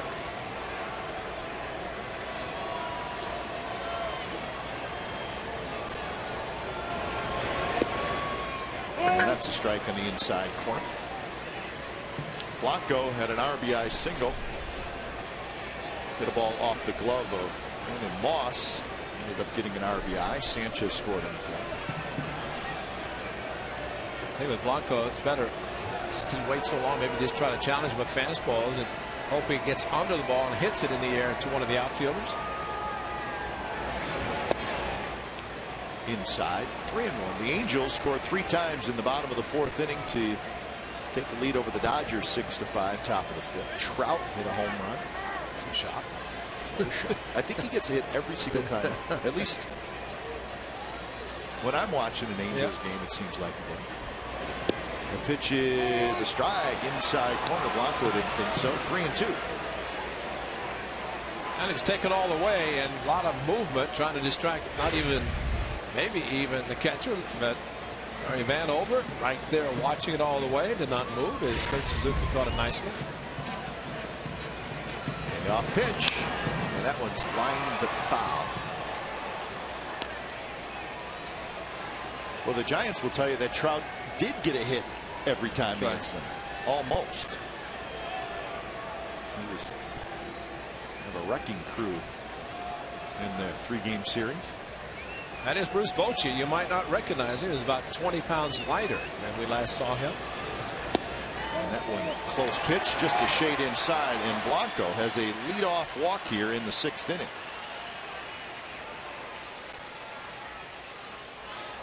Second walk by Parker, and he made a pretty good pitch. Now batting, Blanco took it, and here's Terrio. Ryan Terrio.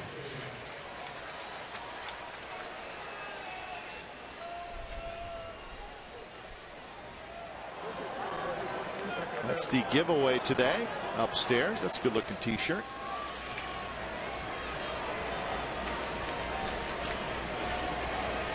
Blanco takes off. Terrio takes the ball. The throw to second base is not in time. Gregor Blanco with another stolen base. So the Giants have 3 steals tonight.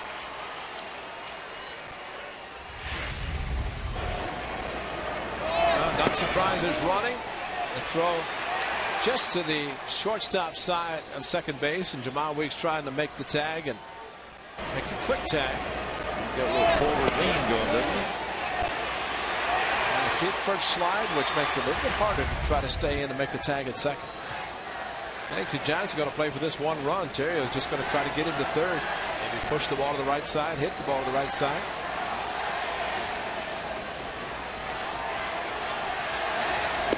And he takes a strike. 1-1 the count. Terrio struggled early in the season. Really struggled, and went on the disabled list. Had a sore elbow. Came back. And he is now the everyday second baseman.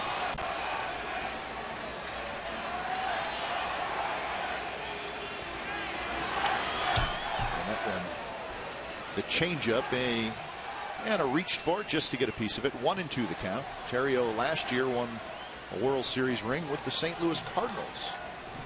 Considering Freddie Sanchez might be a great addition to this club.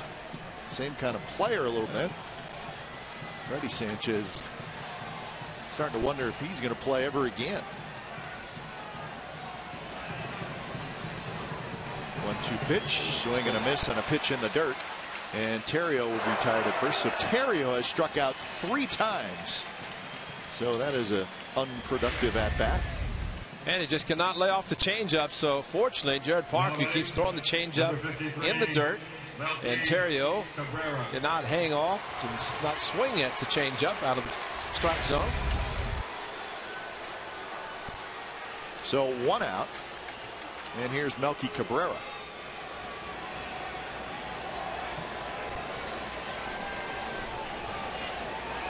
I haven't seen any milkman uniforms out here tonight, have we? I bet they're here.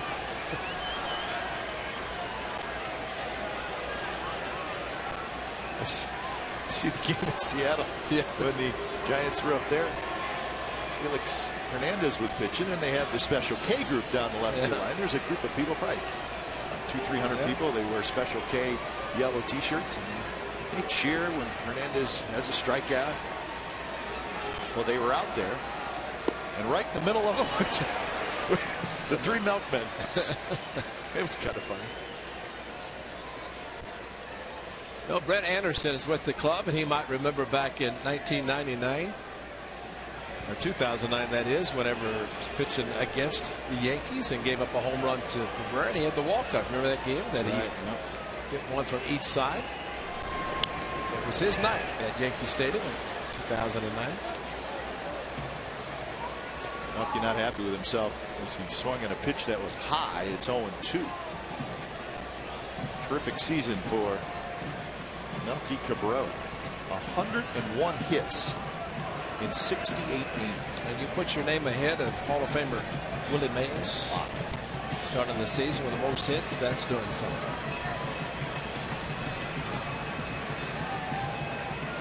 Blanco takes off, and they're going to get him picked off. So he got a little greedy. And they're going to put the tag on him, and he is out. So Blanco, his manager's not happy, and Blanco is out. And just like that, there are 2 outs. Well, the spin move, and that's what managers always say and are concerned about. If a pitcher uses a spin move with an aggressive base stealer, you can see Blanco taking off, and Jared Parker looked twice. He did the spin and then immediately fired to Brandon Inge. Little concerned because Jared Parker got involved in this rundown. He ends up at third base, but you almost want to see the catcher get down there like he would going to first base. Unfortunately, Parker handled it, and he did tag him barely, got him on the left foot.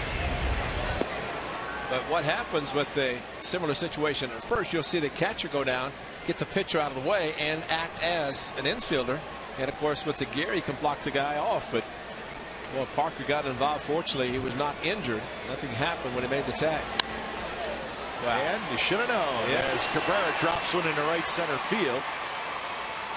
And that's why Bruce Bochy, the manager, acted the way he did, because the runner's already in scoring position. You have the best hitter on your club at the plate. He's got 101 hits, now 102. And unless you're 100% sure you're going to steal the base, don't even try. So the change up, Cabrera able to extend the bat and his arms and get a base hit lofted into right center, and that would have scored Blanco easy. So here's Posey. Parker not quite out of the woods yet. That was just the 3rd hit for the Ace. Each team now with 3 hits.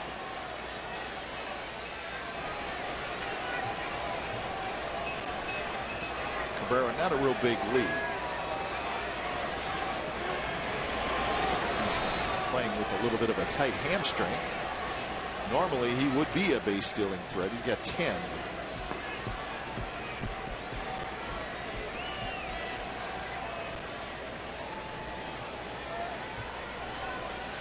The lefty Blevins gets up. This will be pitch number 90 for Parker.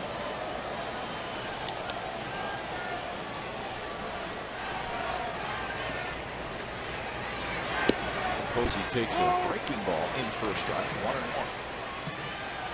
Posey a line out to third and a pop out to first.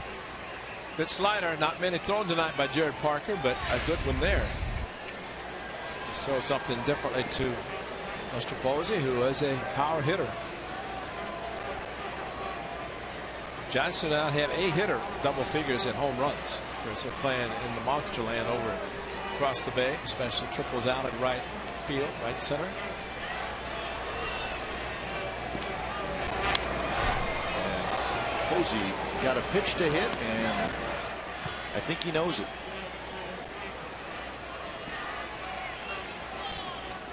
He does not have the size of Mike Napoli, but he has the same approach where he has opposite field power, which Mike Napoli definitely does. And the A's shade him toward right center. Not only Coco Crisp, but Seth Smith is a long ways off the line.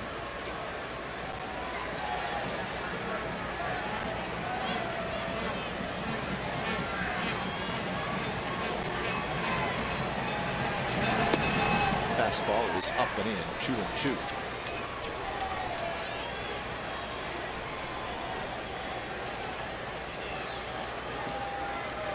Eight home runs, 36 RBIs for Posey. His batting average, .291.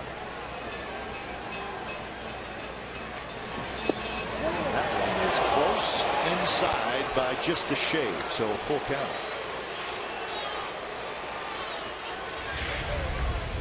You can tell the reaction from Bob Melvin, and you have to wonder, Tommy Cam, does it say a little bit too far inside? The changeup just floated too much inside. Fooled Posey. Cabrera will take off. And that one's lined to Pennington, who moves to his left, grabs it, side retired. So hitting a walk, but a big defensive play by the A's. Bottom of the sixth coming up. 3-1 Athletics.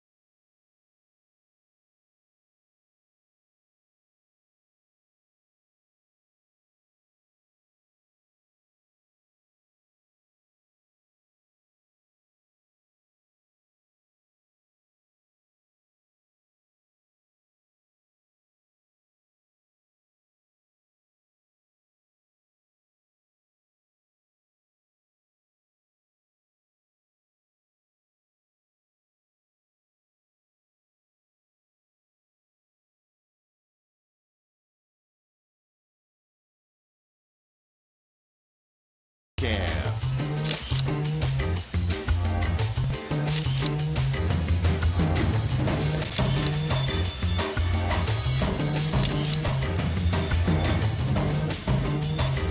Now the Coors Light Freeze Cam is brought to you by Frost Brewed Coors Light. It's the world's most refreshing beer. A's with all three of their runs in the very first inning. 3-1. Here's the cheer card. Another giveaway tonight on Authentic Fan Friday up in the Comcast Sportsnet Value Deck. Might be using that blanket before the night is over to stay warm. Or bring it out on fireworks on July the 3rd. Spread it out in the outfield grass and enjoy the fireworks. 87 pitches for Lincecum, and if you do the math, 43 in the first inning. It tells you how efficient he has been since the miserable first inning. The A's scored 3, but that was it. He has settled down. 7 strikeouts.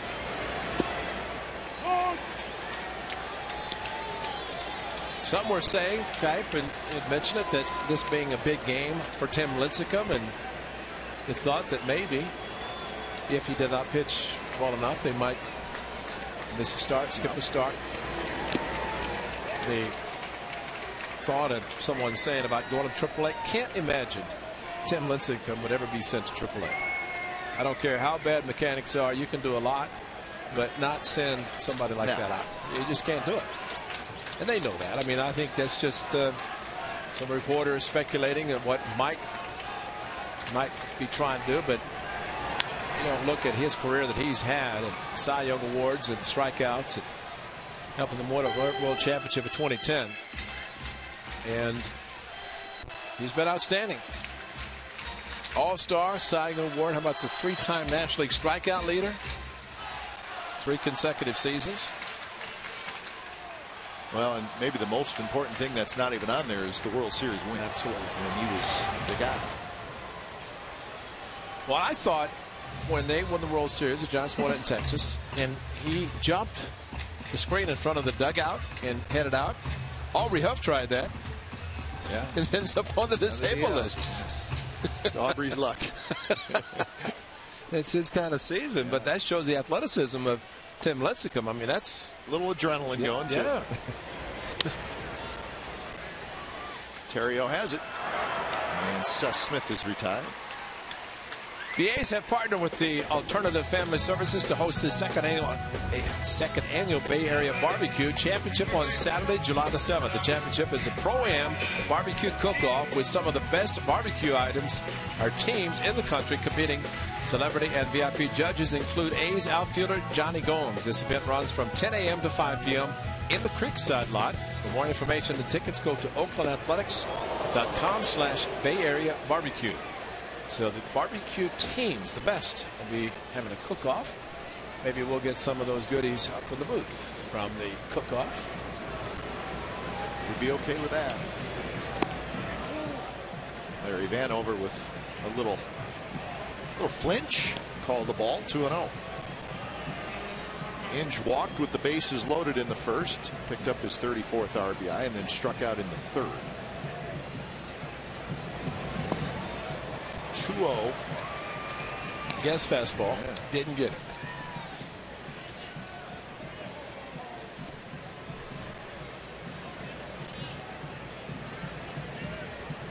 On deck is Brandon Moss.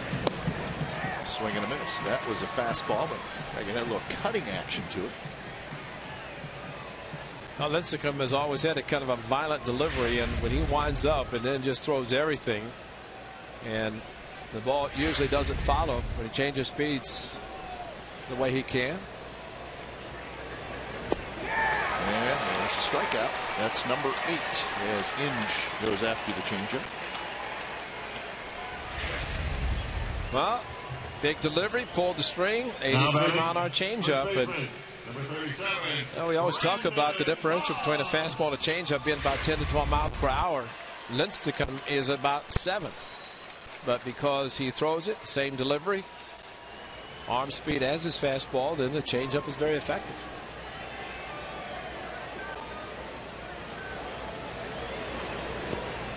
So, I mean, you've all seen Lincecum pitch enough. I mean, do you think the velocity thing with the fastballs, too much is made of that?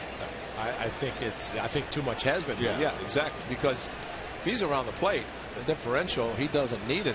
He can be a 2-pitch pitcher, occasionally mix in a curveball or slider. But he is just a very tough pitcher to hit, and especially with 2 outstanding pitches. Well, we saw Clayton Kershaw yesterday, Cy Young Award winner. And I had said, you know, as the game goes on, his velocity is going to go up. It really did. He was 91, 92 the whole game. And Moss goes around, and a 2-0 changeup, 2-1. Well, what we've seen from Lincecum in the last 5 innings is the way he has pitched his whole career. The first inning is the way he has pitched this year.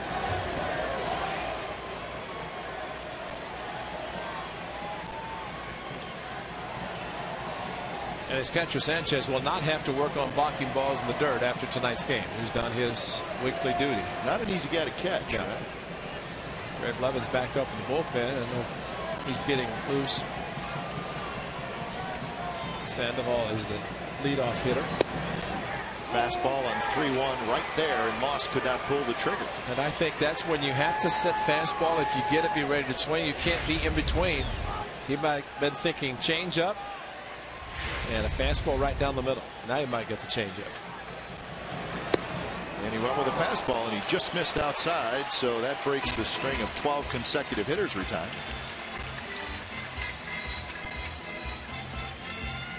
So that's the 4th walk for Lincecum. 2 of them came in that first inning. So 104 pitches, and Jeremy Affeldt will get loose. Number 8, Kurt Suzuki.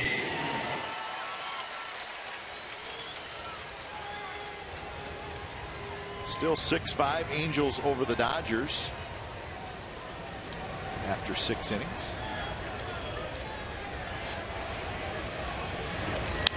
Suzuki hits it hard. Sandoval dives. He's got it. Gets up, throws to first, and another nice play by Pablo Sandoval. A's leave a runner. We've played 6 from the Coliseum. It's 3-1.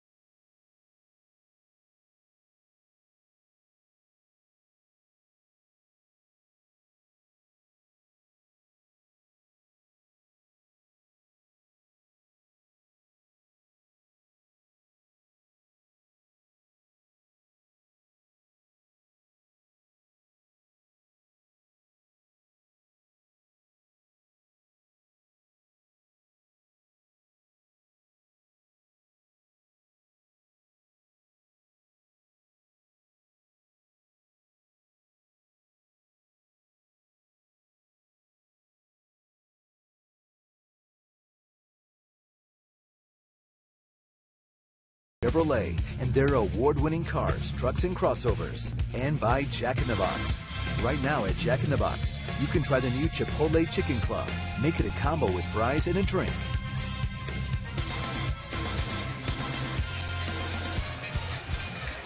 A's lead 3-1, top of the 7th inning. Leading off the top of the 7th In front of a sellout crowd. San Francisco, number 48, Tim Lincecum is finished for the night. Sandoval. And I would think, Ray, he's probably feels pretty good about it. He was very good after a rocky first inning. Well, just the fact that he didn't give any more than the 3, struck out the side with the bases loaded, and they was very dominant from that point forward. And Jared Parker trying to give 7 to the Athletics. Jerry Blevins is ready. He may be getting ready for Brandon Belt regardless what happens to Sandoval. Sandoval swings and misses. Texas Rangers won tonight. They beat the Colorado Rockies 4-1, so 7 consecutive wins for Texas. And that one is lined past Pennington, a broken bat single for Sandoval. The barrel of the bat ends up in the infield grass. Thrown on the changeup, but mighty enough to send it to left field. Number 9, Of course, Sandoval is one of those guys that has no strike zone. Matter of fact, the best place you could throw is down the middle. That one clearly out of the strike zone, and it is the last batter that Jared Parker will face tonight. So Jared Parker, another good outing, 6+ innings. He leaves with a 3-1 lead.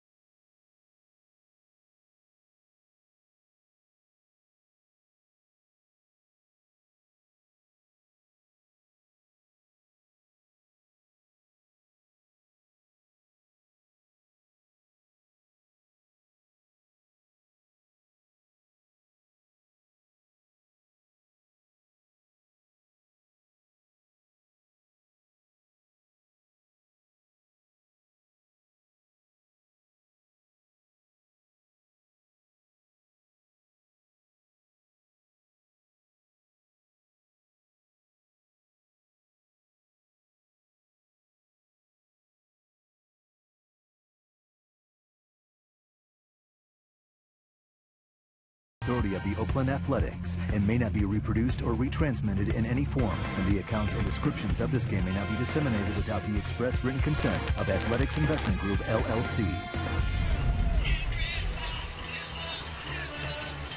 3-1. Jared Parker out of the game. He's responsible for the runner at first. That's Sandoval.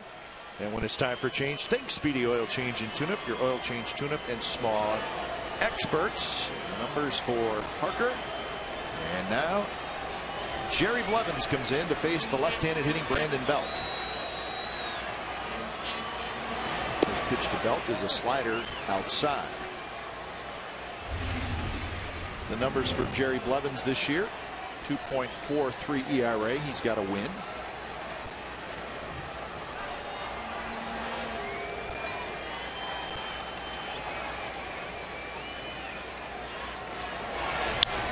Belt hits one high, foul territory. Smith on the move, and it's just off the side railing right past the A's bullpen. Smith made a nice effort.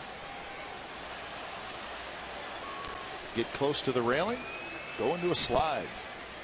Save yourself a little bit. Unless your name is Eric Burns and he just runs in the wall and pops up, but not everybody's Eric Burns. Not everybody knows how to hit a wall and pop up without getting hurt. So Smith does the right thing. There's an art to it. Yes, there is. Burns has always said, I knew how to fall out of trees without getting hurt. All right. Short lead for Sandoval. He's not going anywhere. Falls to first. Falls back to first. That's a great way to put it. I was thinking the same thing. One more note from that Texas Rangers win. Roy Oswalt got the win. His first start for the Rangers. He went 6 2/3 innings, gave up just the 1 earned run. So Oswalt, first start, first win. Belt fouls it back. Beltran Napoli homer.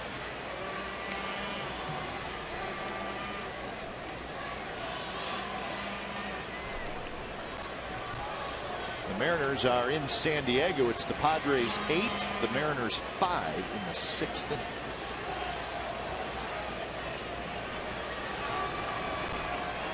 Blevins ahead 1-2.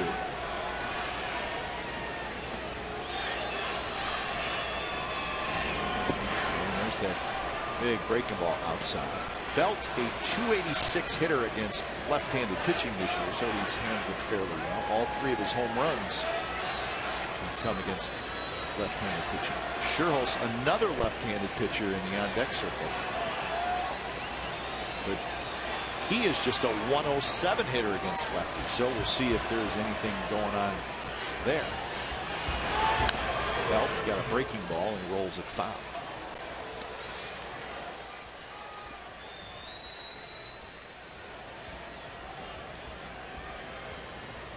Belt with a walk and a ground out. He also has a stolen base.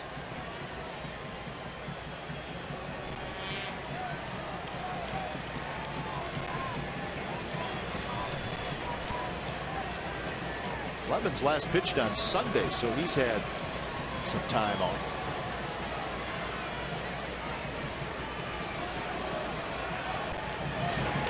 And that hit Belt in the hand. It's like he's holding his wrist. And you could see it from Blevins' standpoint as he released the ball. It's like he didn't have a good grip. Something happened, stumbled, but it just did not look smooth coming out of his hand. And left it up and in. Just right there. It looked like he couldn't transfer the glove or the ball out of his glove and threw off his mechanics. And Belt, who trying to pull his hand back, got it on the right hand.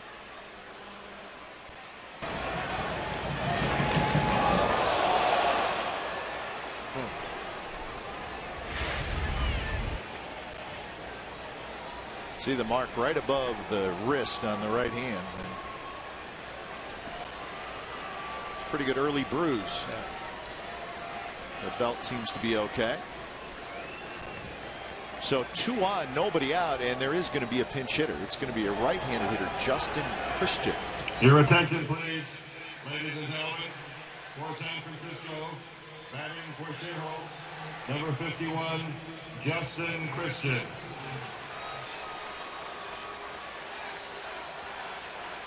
So Bruce Bochy's going to get a right-handed hitter up there. And maybe someone who will be sacrificed. They don't play for a tie on the road, but a couple of runners on base. Nobody out in the 7th inning. Balfour will get loose. So the first pitch to Christian, and he bunts it, in the air. Suzuki goes back, and he makes the catch. May not want to walk by the manager after that at bat. Well, you can see how late he attempts the bunt. If you're going to sacrifice, give yourself up. Just like Jamal Weeks yesterday, he squared around. Late, all of a sudden here it comes, and that's difficult to do. And he ends up jabbing at the ball, and it helps out as his popped up straight behind home plate. But you know, granted, the hitter will try to hold off as long as possible so he's not tipping what he's going to do. But if he's going to bunt, he wants to bunt at the third, force the third baseman to make the play, then he can sacrifice, get the 2 runners over. But I think that time he just jabbed at it because he showed it too late. So here's Sanchez. Sanchez is a switch hitter, and he takes a rip at the first pitch and fouls it down the right field side.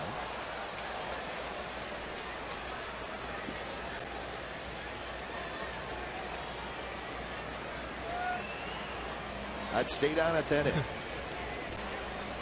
Bruce Bochy, between seeing a runner picked off at second with 1 out, and now an attempted bunt, not successful.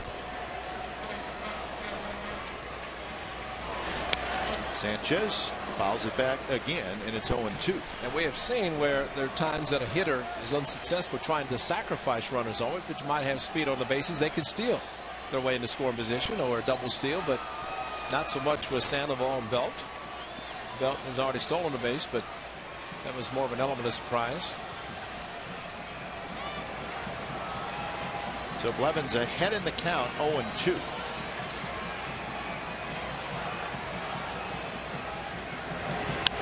And that one reached for and rolled foul.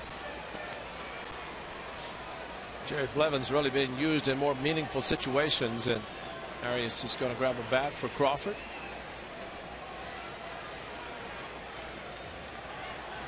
Kind of games that pitchers really like, guys, the bullpen, and in the past Jared Blevins has not had these opportunities, but pitching well enough, taking advantage of them.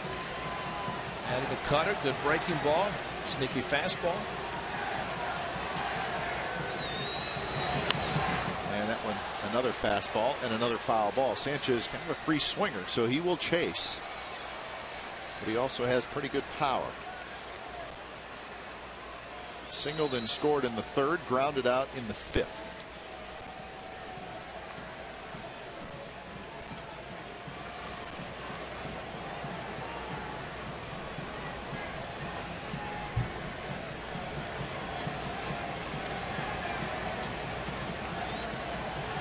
Run through the signs again. Sandoval at second, Belt at first.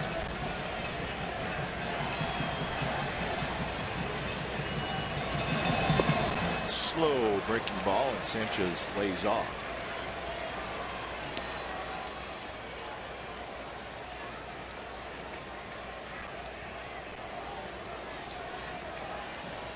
And he's looking for a double play ball.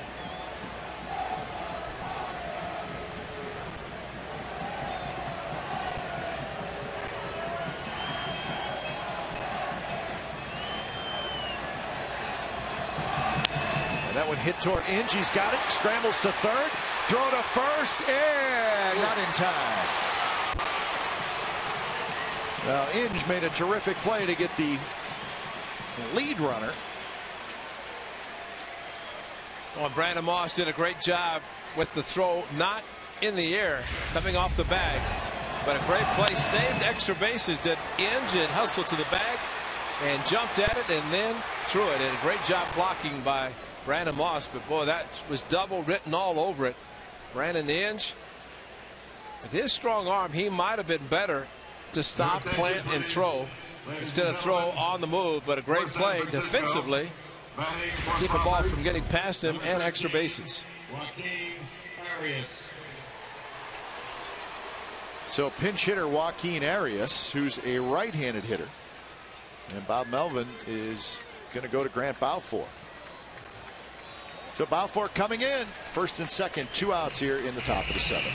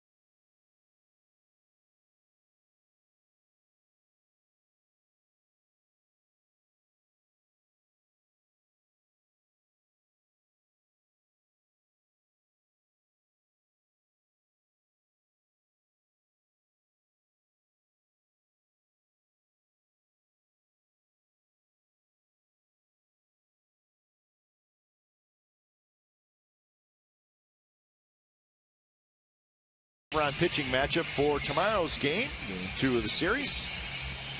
Madison Bumgarner 8-4 with a 2.92 ERA against Tyson Ross, who back to the big leagues. And Tyson faced the Giants earlier this year. The A's did not face Bumgarner in that 3-game series in San Francisco. So it's the top of the 7th inning, 2 on, 2 out. And the pinch hitter is Joaquin Arias. And the pitcher is Grant Balfour. So there's your matchup. So Blevins faces 3 hitters. Looks like that song's over. Those guys may be tired out there in right field doing all that, whatever they were doing. Yeah. You ever figure that out? No. I know it's for Grant Balfour, but that music, the longer he takes to warm up, the more the music can people get out of shape. Field workout while they're doing it. Shorten up that music rendition. Here's Arias, and the first pitch is in for a strike from Balfour. 253, a homer, 13 RBIs for Arias, who kind of in a platoon situation now with Crawford at short.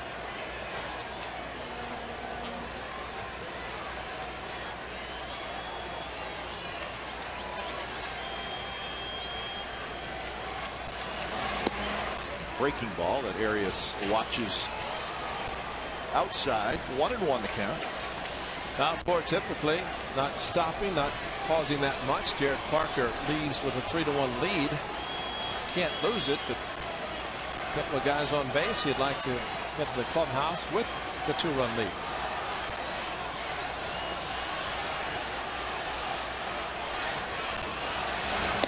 Arias late.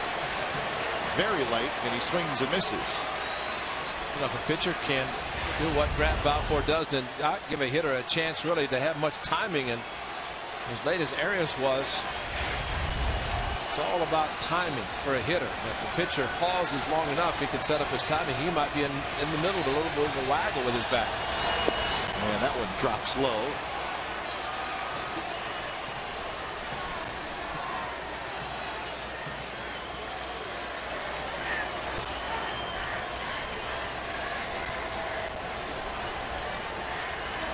Outfield shifted toward right.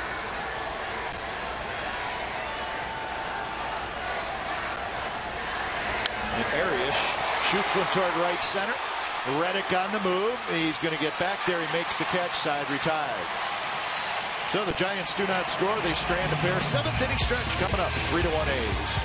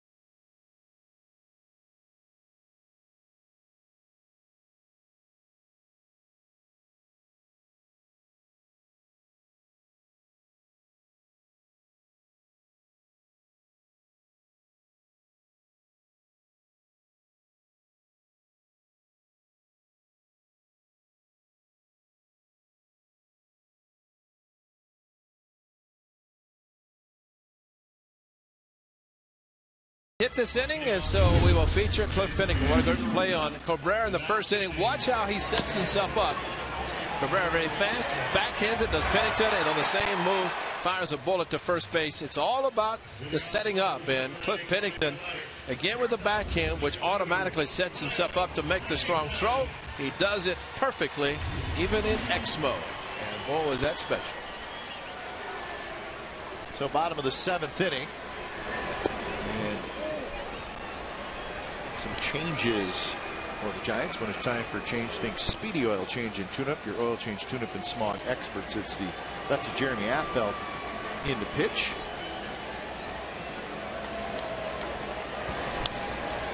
Faces Pennington. So Affeldt comes in. Veteran left-hander. 25th appearance. Decent ERA at 2.84.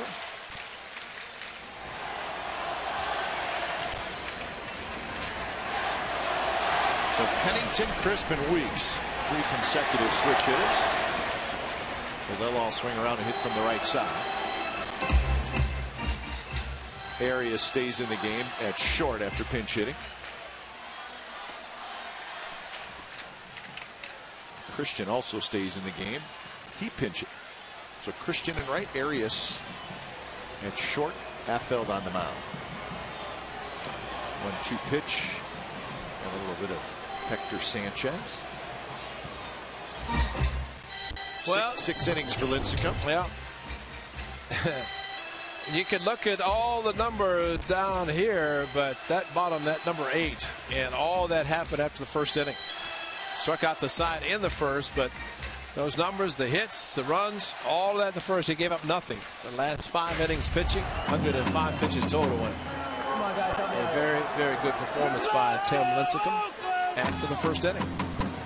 And even after the first 6 hitters in the first inning.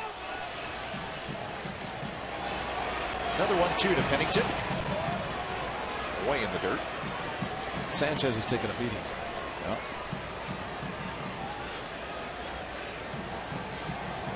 He said Buster Posey didn't like the DH.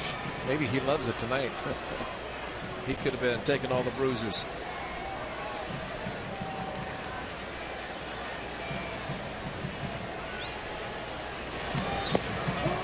And a breaking ball, strike 3 called on the outside corner. Pennington does not agree. Well, Pennington is complaining about it coming around the plate. And let's just watch this, because look how much it comes around, and where Sanchez catches it. Let's take it, see if it does this. Exactly. That's not even close to being a strike. Maybe where he caught it, but it had to come around the plate to get there, and that wasn't close. Pennington had a legitimate gripe on that one. So Coco Crisp steps up. 1 for 3. Got it all started with the infield single.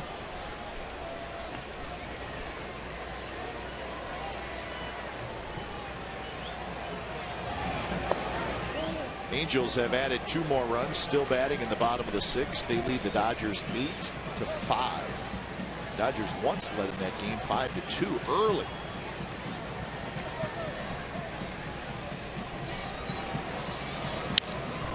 Drive to left. Cabrera back, and he's got it. Ball was hit well by Crisp.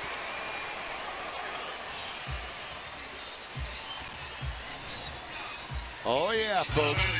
Join us tonight on A's Postgame Live for the 18th. It'll be a radio and TV simulcast of all 4 of our broadcasters. Good guys from radio, Ken Corrick, Vince Catrona, will come over and join Ray and myself. We'll have an unscripted roundtable discussion about tonight's game. And we'll do it right here in our broadcast booth. It's the 18th coming up after the game, and it's on A's Postgame Live on Comcast Sportsnet California, and also on 95.7 The Game. Again, a simulcast. Terrio back, and he dropped it. That was a cue shot. So Ryan Terrio somehow did not catch that. He went back because of his cue shot, and as it went back, I think the wind might have grabbed it and took it straight down. So it's going to be an error on the second baseman. Man, that's off the end of the bat, an inside-out swing, and that had that such funny spin. Terry went back. He's going to handle it. All of a sudden, it started going straight down, and he overran it. Whoa. Yeah, come on back. And, oh, wow. So each team with an error now. And that'll get Reddick in at bat. You know, we talk about line drives sometimes hit off the end of the bat, and infielders can't time their jump to be able to catch them. Well, how about a ball cued off the end of the bat? That ball was loose out right field. Huntos warming up.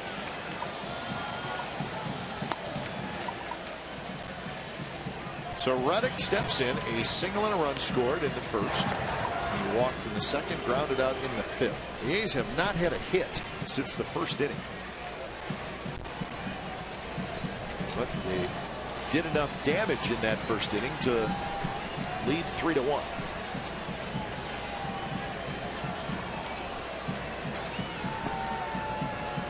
Breaking ball is low. So nobody in the A's bullpen. Balfour will head back out there to pitch the top of the eighth, and the Giants will have the top of their order coming up. Reddick bounces it just foul as Belt fields it in foul territory.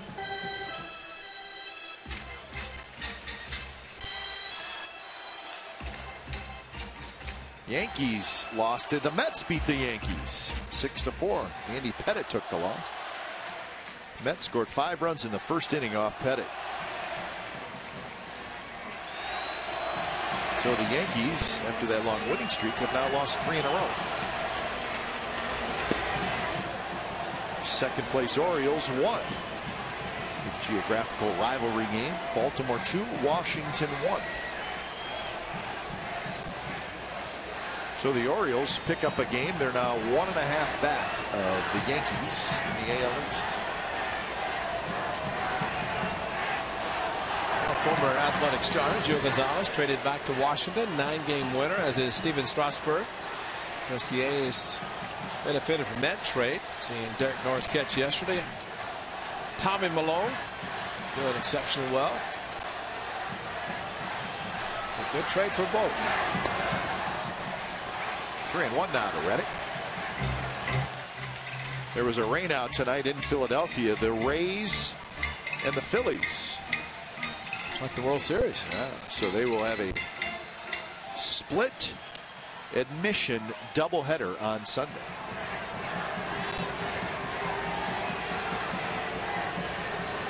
Weeks with his lead, and the 3-1 pitch to Reddick. And a good swing and a fastball fouls it back.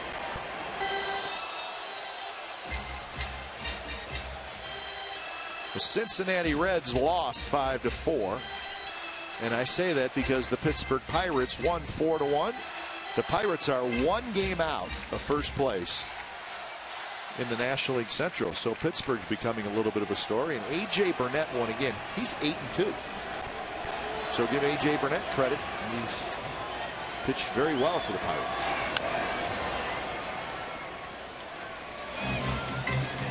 Yankees might have been happy to keep him. Well, if they knew he was going to pitch like that, yeah, but he was unable to do that in New York.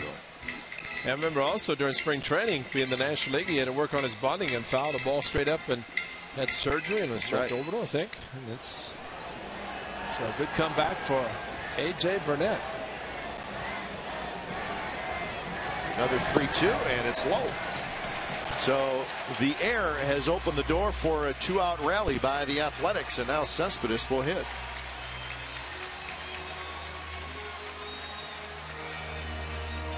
Bruce Bochy, he knows you can't give up any more runs, and he's going to make the change. So Contos coming in to face Cespedes.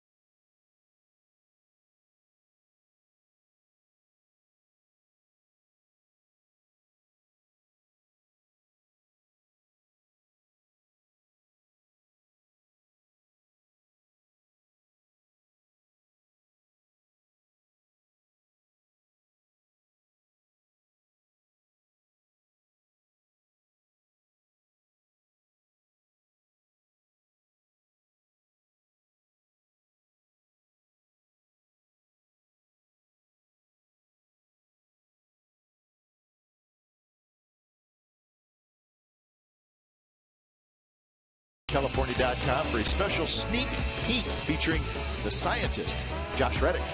We followed Reddick during his visit to the DeVoe Space and Science Center. CSNCalifornia.com. It's your interactive home for authentic Bay Area sports. All right. Check it out. Now batting. Now the A's would love an insurance run or two. They have a chance here. Weeks at second, Reddick at first. Cespedes steps in against the right-hander George Contos. Well, that's in left field above the out-of-town scoreboard. That sign that you're just looking at.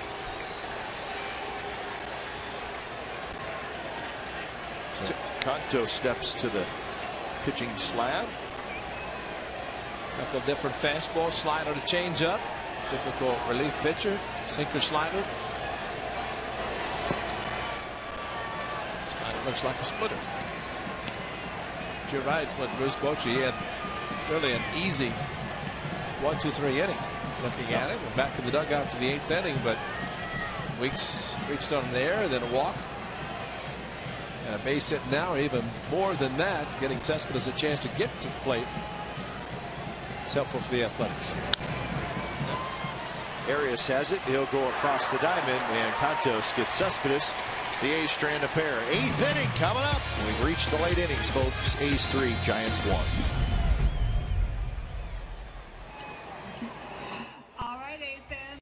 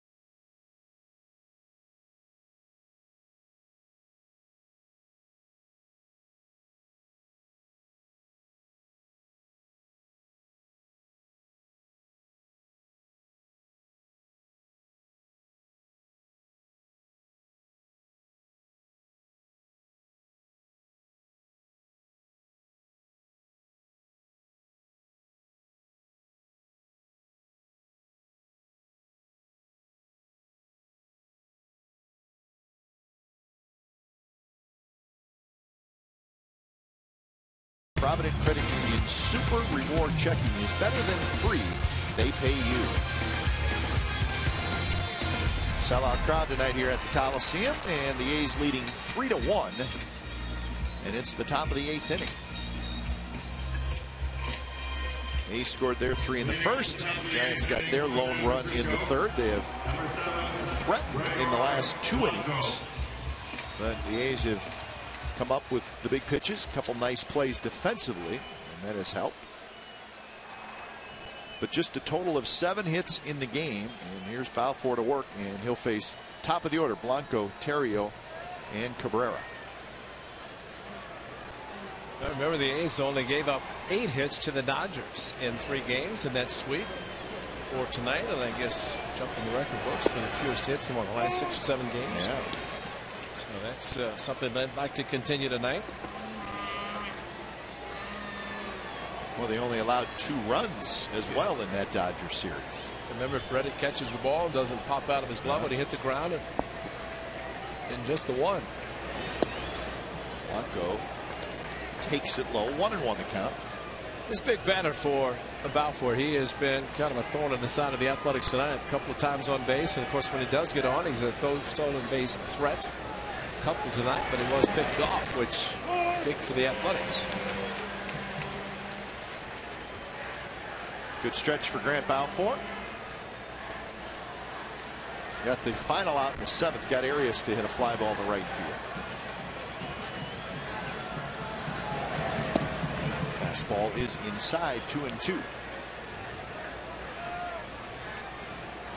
Fly out, a single, and a walk for Blanco. He drove in the only run for the Giants. 2-2 pitch. Yes. Strike 3 called on the inside corner. As the annual A's Beer Fest will take place on Saturday, July the 7th from 5 to 7 in the Eastside Club. Enjoy beer from over 30 microbreweries, live music, and much more. Souvenir beer mug and 2 tastings will be available for $10. Additional tastings will be available for purchase. Must be 21 years or older to purchase tastings. Admission is free with a game ticket to that night's game against the Mariners. For more information, go to oaklandathletics.com/beerfest. Da-da-da.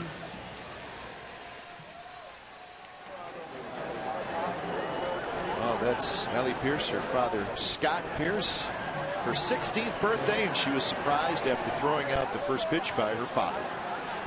Cap, I think you said it best. Don't mess with He's a big fella.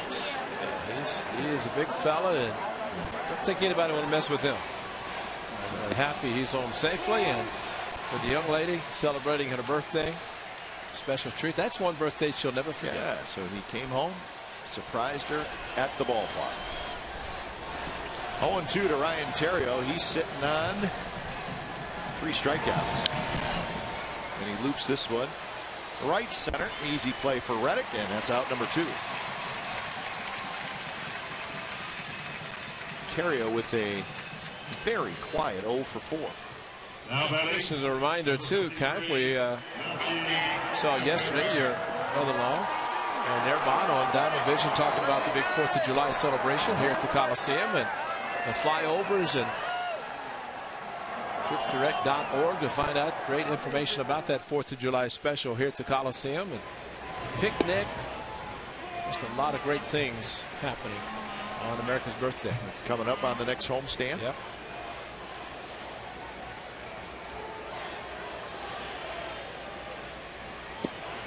Paint. 2 very good pitches, and Melky Cabrera is behind in the count 0-2.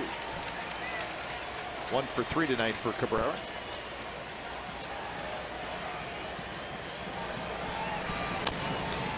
So, had the same pitch, and he knew it was going to be strike 3, and he just an emergency swing. That's what good hitters do, is protect. He knew it was strike 3. If he took it, and watch how late he swings. He starts and then just reaches out, takes the ball almost down to the catcher's mitt of Kurt Suzuki.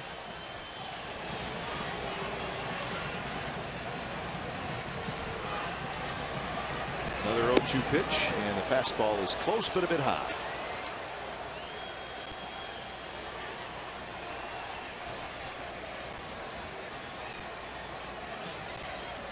Kansas City, New York for Melky.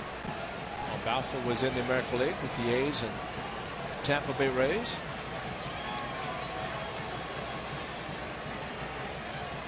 Like he shook to the slider.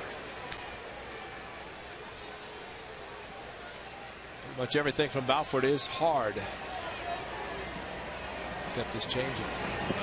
Hard curve. Cabrera watches it, and it's 2-2.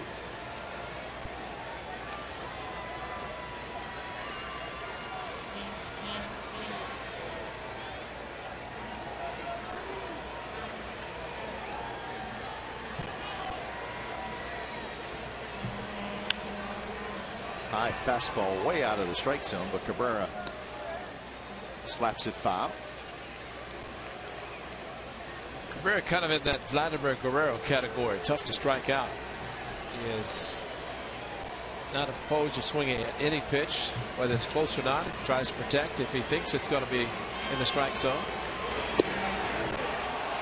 And now full count.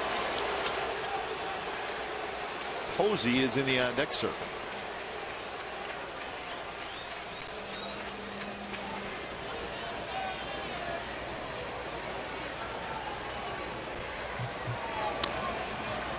Chop toward Pennington, who charges, and he throws, and Cabrera's out. So Grant Balfour has a 3-up, 3-down 8th inning. Bottom of the 8th coming up. Still 3-1 A's lead.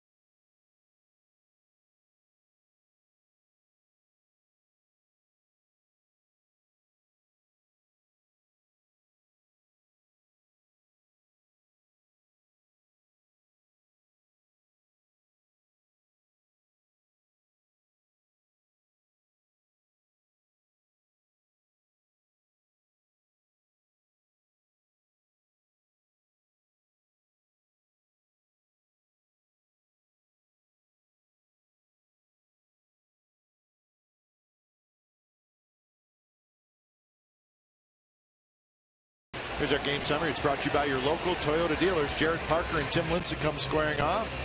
And Parker, good outing, 6+ innings, 4 hits, allowed just the 1 run. He had 4 strikeouts. Tim Lincecum, after a disastrous first inning, gave up 3 runs, 3 hits, couple of walks, but then he settled in nicely. Made the A's did not get another hit off him. But Lincecum left trailing 3-1. Throwing 105 pitches. 1-4-1 for the Giants, 3-3-1 for the Athletics. When it's time for a change, think Speedy Oil Change and Tune-Up, your oil change, tune-up, and smog experts. It's the lefty Javier Lopez coming in.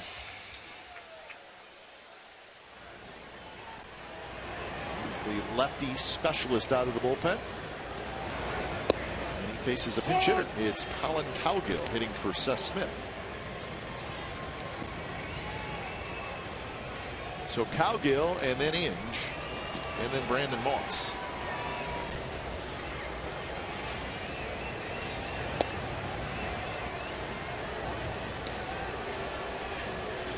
With Lopez, as you can see just simply by his delivery, his job is to get left-hand hitters out.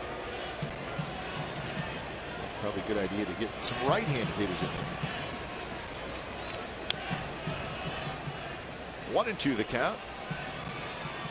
Cook starts to throw out in the A's bullpen.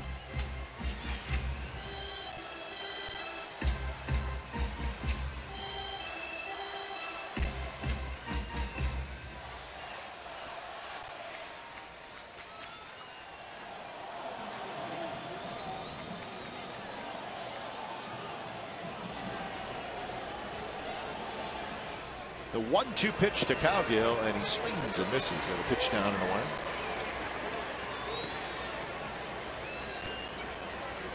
So the pinch hitter Cowgill is retired. Now batting. Took something off, not off the pitch, down and away. Threw him a changeup from down under.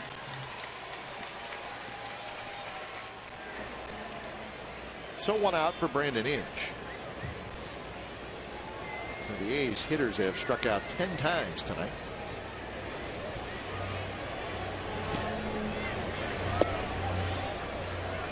Angels still leading the Dodgers 8-5 in the bottom of the 7th inning.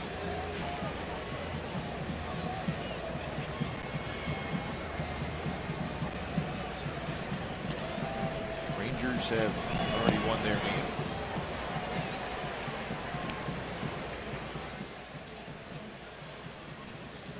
Inge tonight walked with the bases loaded in the 1st and then struck out in the 3rd and struck out in the 6th.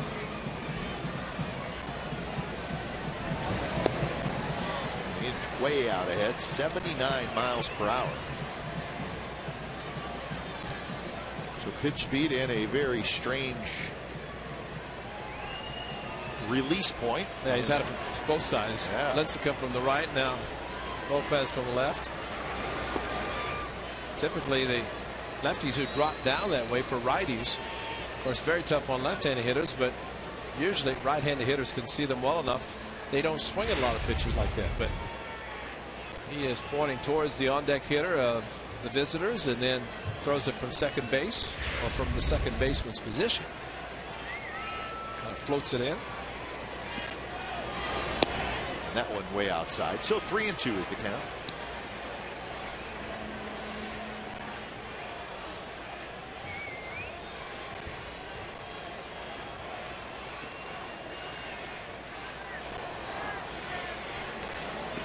There is a right-hander warming up for the Giants out in their bullpen. Like Clay Hensley.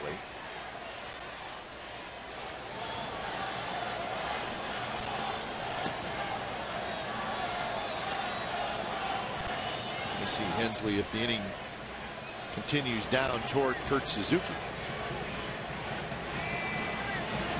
3-2 pitch, and he walked it. So Inge gets the 1-out walk.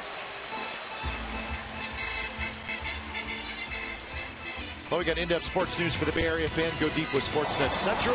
Brought to you by Hyundai, and it's tonight at 10:30 on our sister station Comcast Sportsnet Bay Area. Full highlights and clubhouse reaction from both clubhouses, A's, the Giants, and the Sharks, getting set for the NHL draft, and we'll meet the 49er rookie, Joe Looney. Brody Brazil, Henry Wolford will host. One out with Ingeborg. So Lopez facing Moss. Moss skies one to right. Justin Christian back. He's near the wall. Now he backs up right up against the wall. And he makes the catch. So much for the lefties not being able to see him. Brandon Moss, wow, almost made it a 2-run home run. Got under it maybe just a little bit too much. Hanging breaking ball. We saw him do that against the Dodgers. That close. At least putting it up on the wall. Right. And the hinge went at least to the bag, but had to come back. So we get a pitching change. Clay Hensley, the right-hander's coming in to face Kurt Suzuki.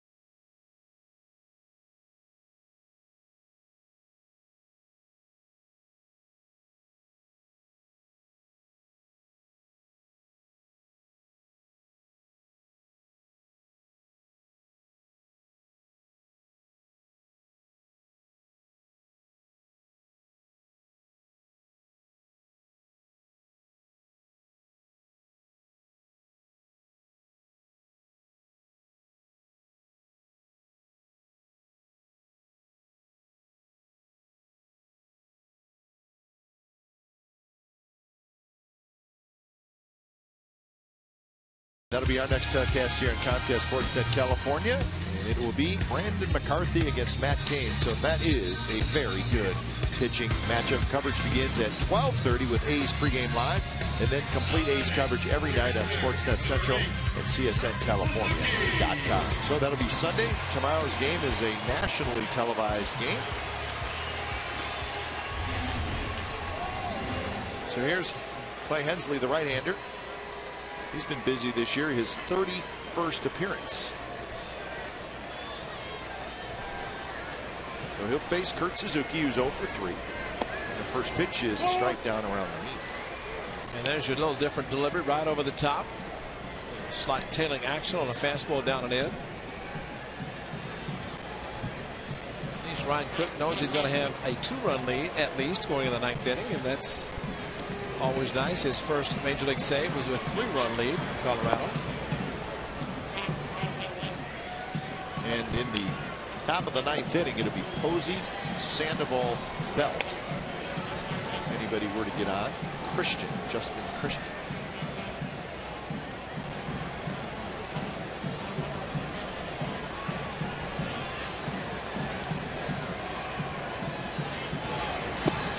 And that one just a bit low. Suzuki with a strikeout in the first, a pop out in the 4th, and a ground out in the 6th. In jet first. He got the 1-out walk.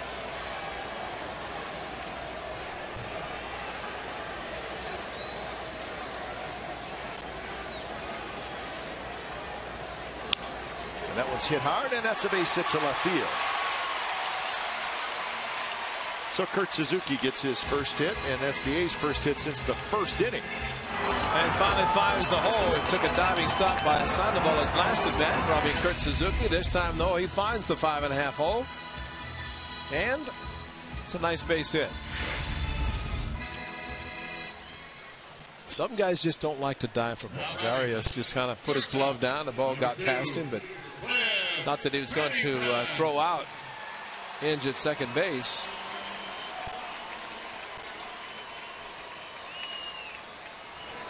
So here's Pennington.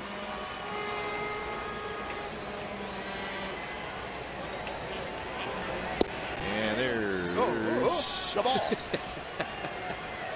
Come on, Larry. Maybe Larry's just trying to avoid maybe getting hit. As he was bouncing around. That's it. That's exactly what it was. 1-0. Pennington swings and misses. Pennington is 0 for 3, a couple of strikeouts. Each team with 4 hits, each team with an error. These have stranded 7. Reds have stranded 5.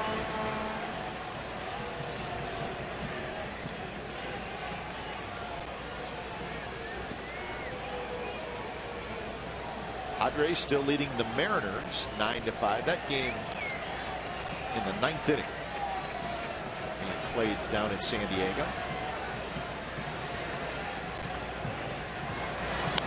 Pennington off the end of the bat, shoots it straight behind home plate. Hensley does not throw very hard. You see the miles per hour, 85, 86, 87. Fair amount of movement on his pitches. That makes the difference. Take movement over velocity anytime, especially velocity is all 4-seamer.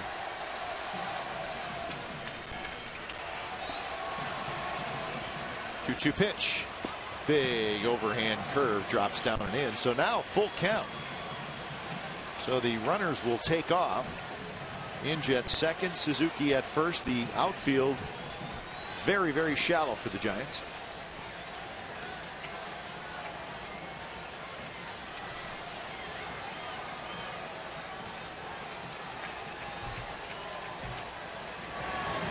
Runners go, and the pitch missed inside. I think Larry Hanover flinched again. Yes, he did. So the bases are loaded for Coco Crisp.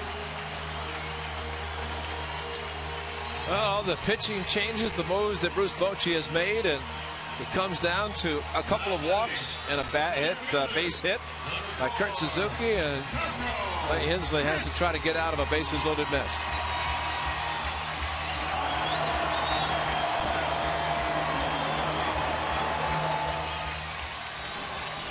So Coco steps in. He's 1 for 4.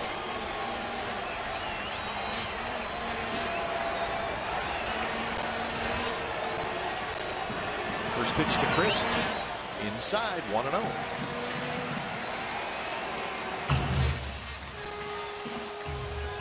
Couple of career grand slams for Crisp.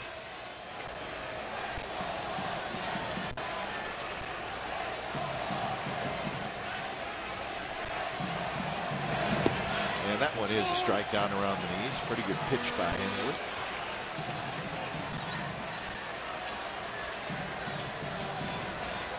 Well, the outfield playing very shallow. So what Coco would like to do is hit a hard ground ball or a line drive, not so much a fly ball, because it probably would hang up long enough for one of the outfielders to get to it. And that one right past Mike Gallego. Like another kind of a cue shot.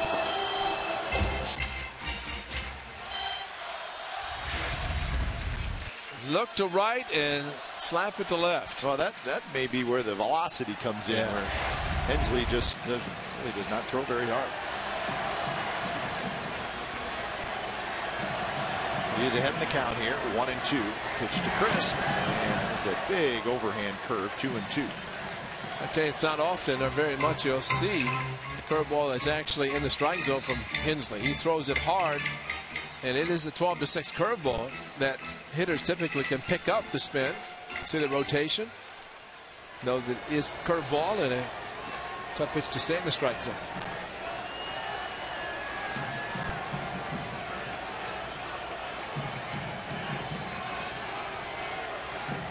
Two pitch. Strike 3 called. So Vannon recalls that one. Wow. And the A's leave the bases loaded. So we're headed to the 9th inning. Cook coming in. He's going to try to save it. It's a 3-1 A's lead.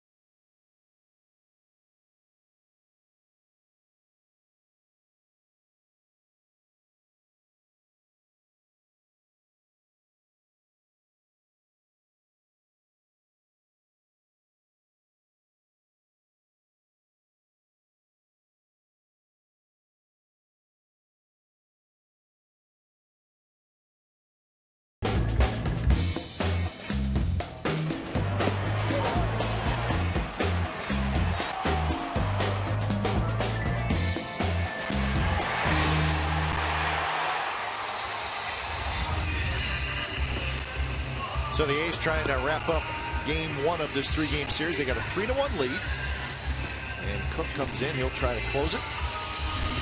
When it's time for a change, think Speedy Oil Change and Tune-Up. It's your oil change tune-up and spawn expert. So 4 saves in 5 opportunities for Cook.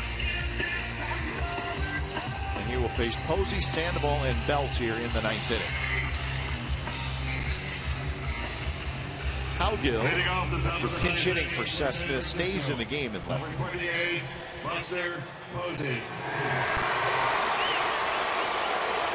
So Cowgill in left and Cook to the mound. So a very good inning in the 3rd by Grant Balfour. It's great.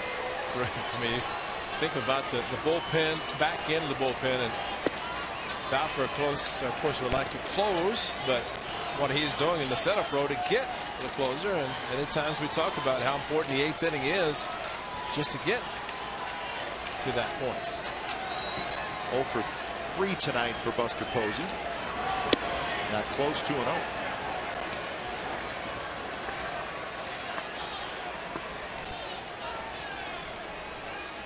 Little bullpen note. 27 to 3rd scoreless innings versus the Giants. Last run allowed. Santiago Casilla. Whatever happened to Santiago Casilla? It's closing games for the Giants. And doing pretty well. 14 for 14. 19 of 20, so he's pitching well. But Brian Cook does not need to start this inning in trouble. The 3-0 pitch to Posey is high, and he walked him on 4 pitches. Time now for the AT&T U-verse reverse replay.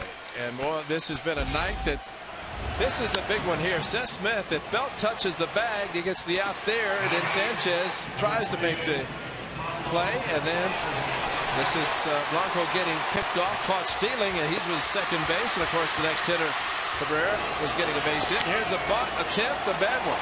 Christian popped up to Kurt Suzuki. So all those plays have played into what is right now a 2-run lead by the Athletics. That first inning in which Belt, man, if he steps on the bag, or if Sanchez knows that he's not stepping on the bag, either one, he's going to get an out. But as it turned out, Belt didn't tag the bag, and Sanchez wasn't on the plate. Sandoval, a first pitch breaking ball strike. What's funny, those 2 plays you showed, Ray, it's 2 runs. That's right. Because that's right. Melky Cabrera got a hit after Blanco was out on the base paths. So the A's have executed tonight, and the Giants have made a couple mistakes. Outside, 95 miles an hour, 2-1 to Sandoval. Sandoval is 1 for 3. Left-handed hitting Brandon Belt in the on-deck circle.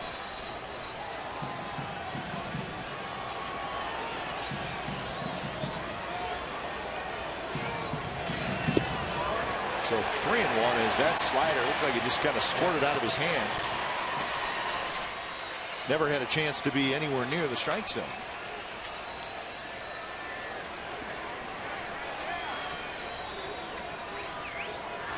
He started the season with Grant Balfour as a closer, Ryan Fuentes, and now Ryan Cook, or in his mind, 3 different closers even available right now. Grant Balfour, tremendous job from the England third. There's Ryan Fuentes, better known as Tito.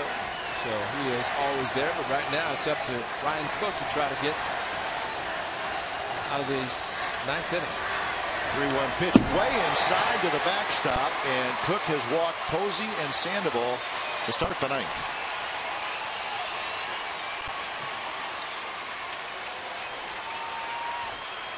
So really the fastball control has been all over.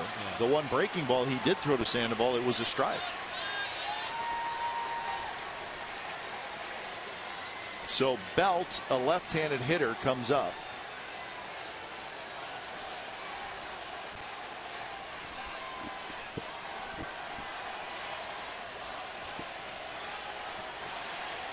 So A's pitchers have walked 4. Giants pitchers have walked 7. So a lot of walks tonight fair amount of strikeouts. So Kurt Young back to the dugout. So tense moments here in the 9th inning. All the walks and not one has scored, and the A's hope that's the case in the 9th inning.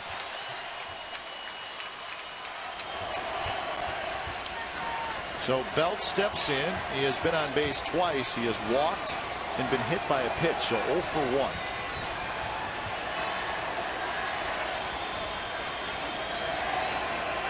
First pitch to Belt. And he takes a rip at it and fouls it left field side.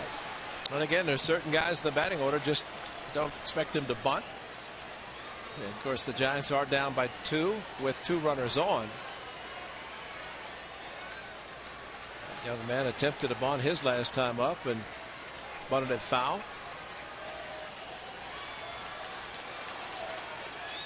0-1 to Belt. Belt fouls it again. A slider that was a little up. But now Cook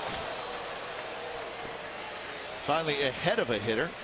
And he's in a good spot, 0-2. Well, the good thing about that slider, after a first pitch fastball, he threw it for a strike and it was a little bit of an off speed, which helped. Belt a good fastball hitter.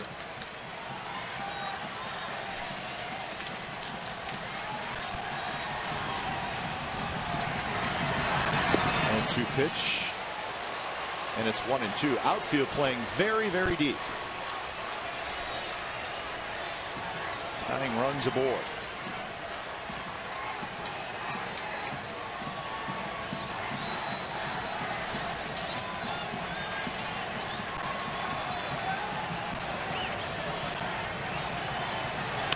And that one shot toward left field. Cowgill on the move, still on the move, and it gets by him. And it rolls all the way to the wall. 1 run scores. They're going to hold Sandoval. He runs through the stop sign. And this game is tied. Sandoval ran right through the Tim Flannery stop sign.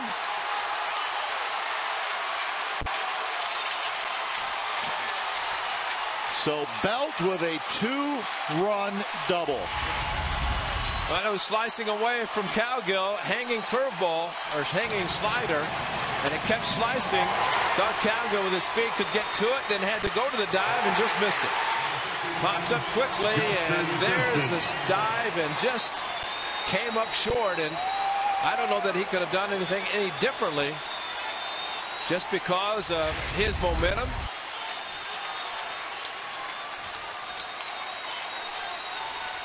And it's wonder if Cowgill's hurt. He's banged up. Yeah, Pennington.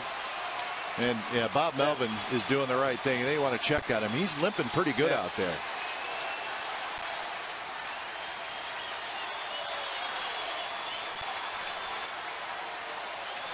He's rubbing his ankle as well, so maybe get a better idea on a replay.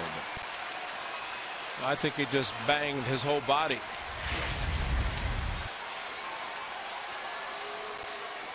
All right, so watch when we think may have happened here. Now watch the ankle.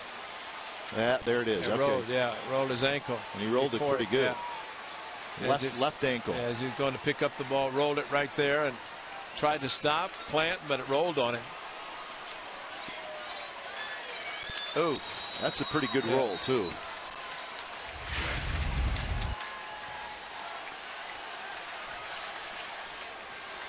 Remember, Cowgill came in the game for Seth Smith. You still have Johnny Gomes as an outfield candidate in the dugout, and he's going to stay in the game, so that's good to see. But what's not good to see is that the Giants have tied it, and they have a runner at second. That's the go-ahead run, and nobody out. And Christensen's going to get an opportunity to do what he didn't accomplish in his last at bat, and that's to sacrifice more than likely.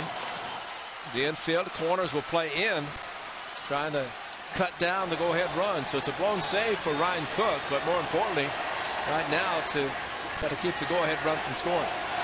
First pitch to Christian. He's not bunting, and the pitch is low. Well, this inning has not looked great at all for Ryan Cook, especially the 4-pitch walk to Posey to start the inning. And there's The Giants closer trotting down to the bullpen. We did not think we would see that in this game. And that goes right over the head of Christian. Zipped right past his helmet. Well, he just froze, and probably by freezing, he avoided getting hit in the side of the head. And I think what Bob Melvin is sending Kurt Suzuki out because he sees that his pitcher is all over the place, and may resort to bringing in the lefty, Doolittle, because Ryan Cook is Kurt Suzuki looking at the dugout. What do you want me to do, huh? Yeah. Well, Doolittle's been warming up for a while, so I don't think it's a matter of whether he's ready or not.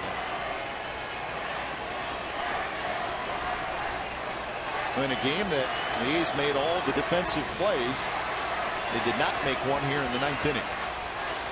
2-0 to Justin Christian. And the slider misses. There's your pitch. If you have good control, you may get the call.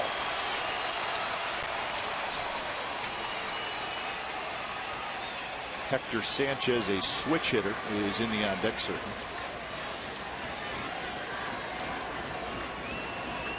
3-0 pitch. That one's in for a strike, so Cook gets the strike. Now he can go to work and get Christian.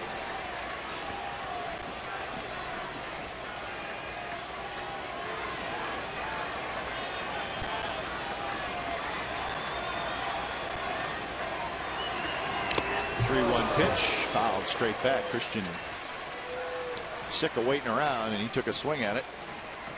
So now a full count.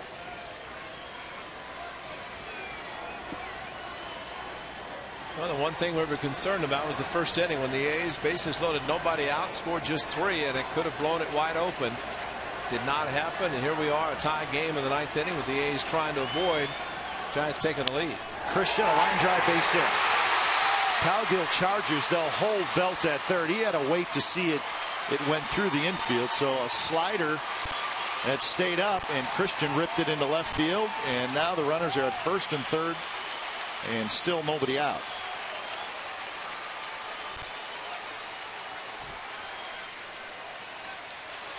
And Bob Melvin's going.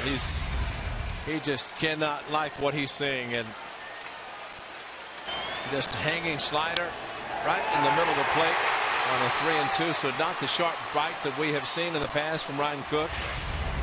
Not seeing the sharp movement on his fastball. So Cook out, Doolittle in here in the 9th.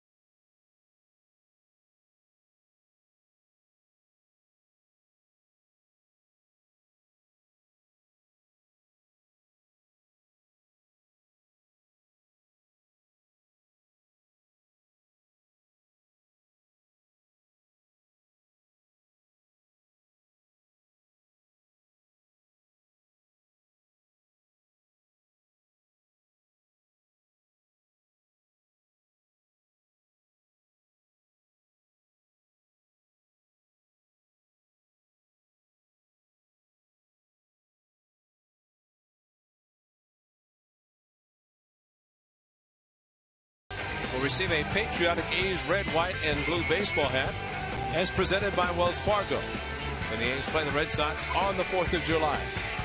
For more information and tickets, go to oaklandathletics.com/tickets.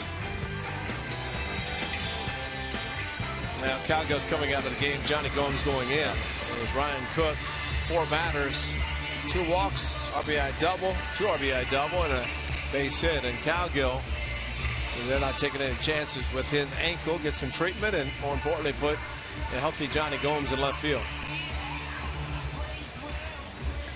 So Gomes out there. And here's Doolittle, and he needs to be at his best right here. First and third, nobody out, and the runner at third is the lead runner. Doolittle needs to do what he did in his major league debut.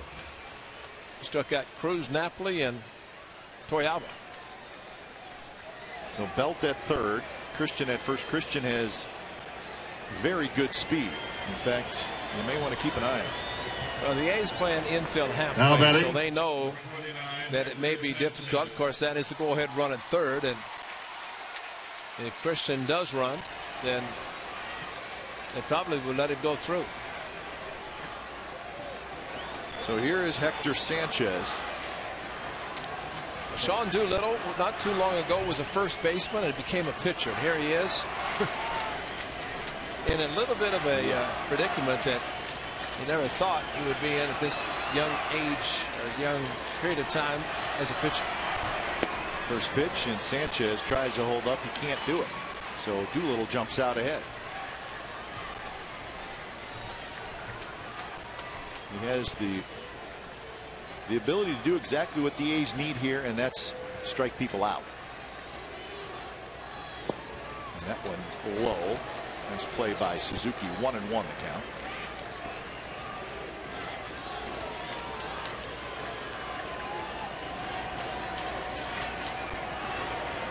On deck is a right-handed hitter, Joaquin Arias. Swing and a miss by Sanchez. He chased out of the strike zone again. So Doolittle has not thrown him a strike, but he's ahead in the count 1-2. Well, sometimes the aggressiveness of a hitter can help a pitcher, and especially the pitch away. In that case, he couldn't reach it.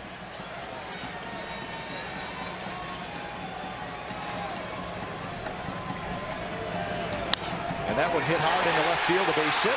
Belt trots in to score, and the Giants take the lead 4-3. So the first strike that Hector Sanchez sees, meaning a ball in the strike zone, he whacks into left field for a hit. Well, it's a fastball down, and all he had to do is drop the head of the bat on it. As Doolittle provided the velocity, Suzuki wanted it down and away. It was down and in.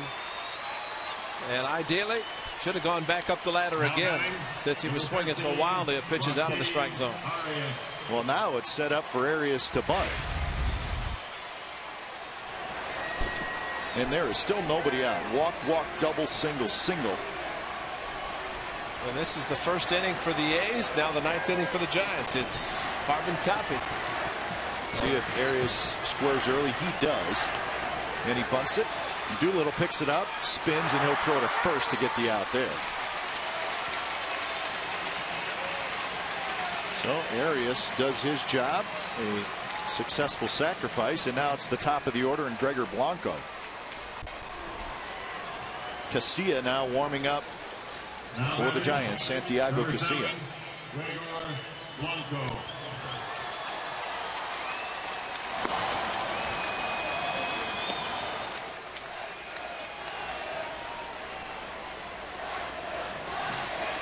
So the infield all the way in. Blanco is 1 for 3 with a single and a walk and an RBI.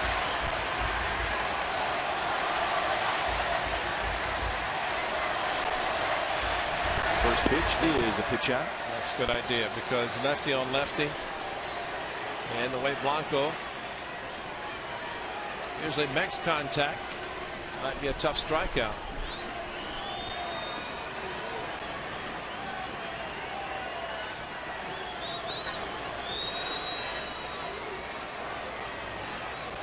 The 1-0 pitch is high. 2-0.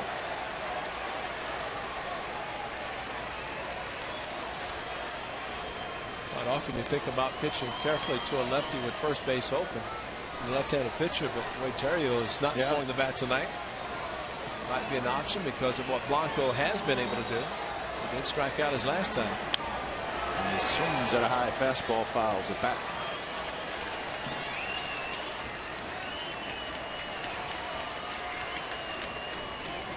Christian at third, Sanchez at second.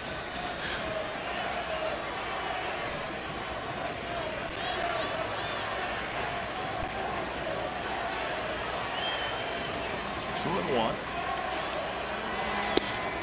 Ooh, swing and a miss, and there's that good fastball from Doolittle. Got the fastball up a little bit, and boy, the extra getting up with the fastball in that zone. Tough to catch up. Good velocity, and makes it even harder for a hitter. Blanco's going to try to slow things down a little bit. The thing about Doolittle in this innings that he's come in, he's not throwing really breaking ball. He stayed with the fastball, and maybe because as hard as he throws the curveball, he's concerned about it. And Blanco stays alive, fouls it into the second deck.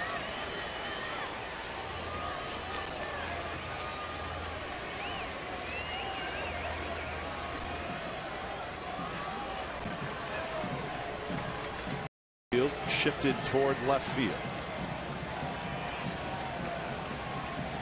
Doolittle needs a strikeout. Blanco again fouls it left side, so a little bit of a protect mode swing. And if he had confidence to throw one breaking pitch, one hard one, try to get him. Of course, the 2-2. If it goes to 3-2, hitter's got to be looking fastball.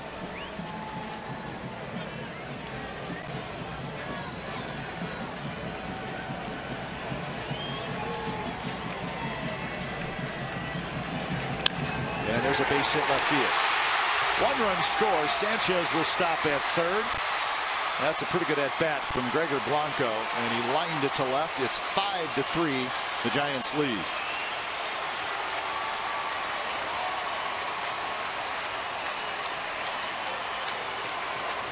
But it's kind of hard when you stay fastballs, and a little bit of concern just because of bouncing a curveball. It just helps the hitter. He saw all fastballs. He saw 7 pitches. They were all fastballs. And Blanco shortened up, choked up, and not surprised he found the ball, found the hole in the left field. It's funny, Ray, you watched that at bat. He fouled off 2 pitches before getting the hit. The first foul ball was right here. Yeah. The next one was a little bit closer. And the third one was the base hit. So Blanco has 2 RBI hits in the game. Batting, number 5, Ryan. And here's Terrio. There is still just 1 out. The out was recorded on the sacrifice bunt.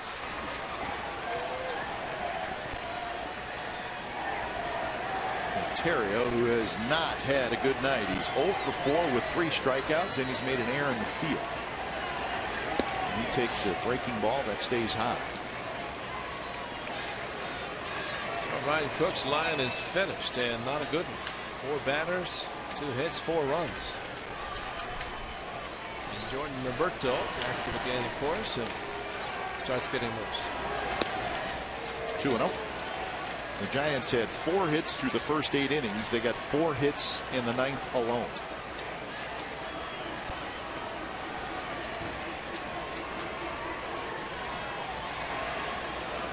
To Terrio.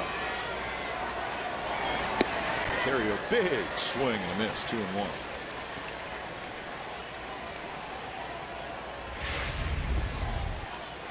Now, if he's ever going to hit a fastball, that would have been the one to hit, just because of the count, throwing nothing but fastballs.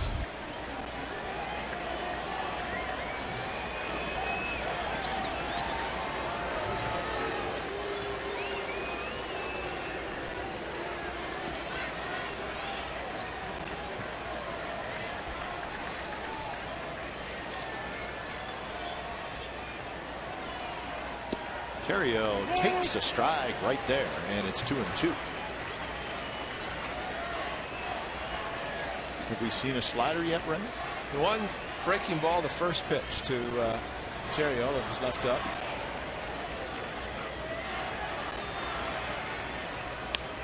That one's a breaking ball, and it's looped foul just past the Giants dugout. The big hit was that guy's right there, Belt, a slicing double to left that brought home a pair, tied the game. You know, the pitch is looking real big right now. The strike 3 to Coco Chris. That's right. That was not a strike, and called him out. That would have made it 3-2, and that was with the bases loaded. The A's were looking for some extra runs, and that call at the time looked harmless, but now looks big, just as the first inning looks big. 2-2 inside to Terriel, and now full count. This was a 2-2 from the right-hander Hensley, and back Coco off the plate. Larry Vanover decided he's not going to flinch. He's going to call it out, and heard a round of boos, a lot of boos from the fans. But bottom line, A's going to look at too many other instances, especially the first. Didn't capitalize on it. So both Parker and Lincecum, no decisions tonight. So Blanco was running on that 3-2 pitch, and I'm sure he'll be going again. He's got a big lead. Takes off, and Terriel swings and misses on a high fastball. So Terriel helps out Doolittle. 4 strikeouts tonight for Terriel. Give Blanco a stolen base.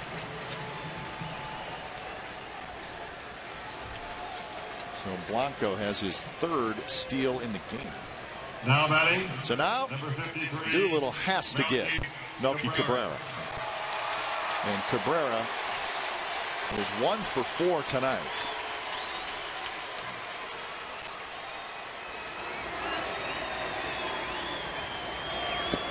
And he goes around. Cabrera against left-handed pitching this year is hitting .434.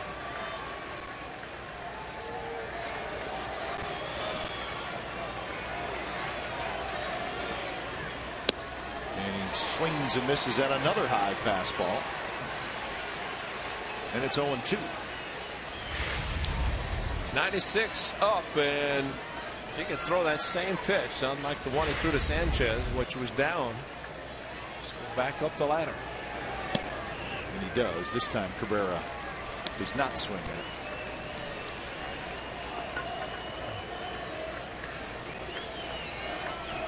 23 pitches for Doolittle here in the 9th inning.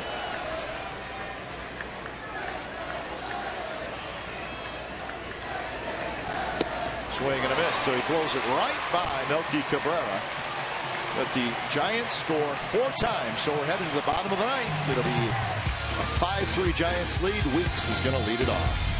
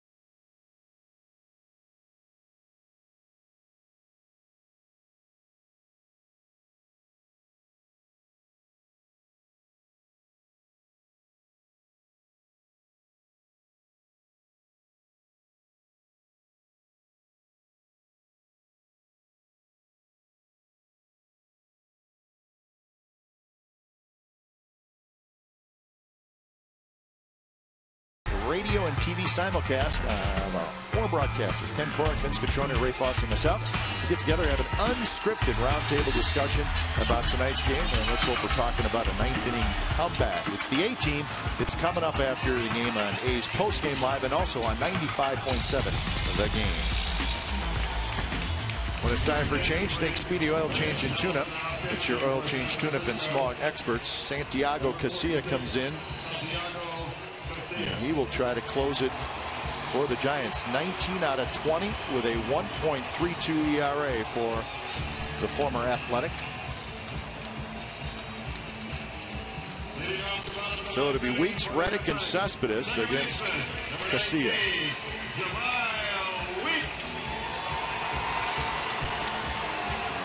Well, the A's need some base runners and maybe a blast. Weeks steps in against Casilla.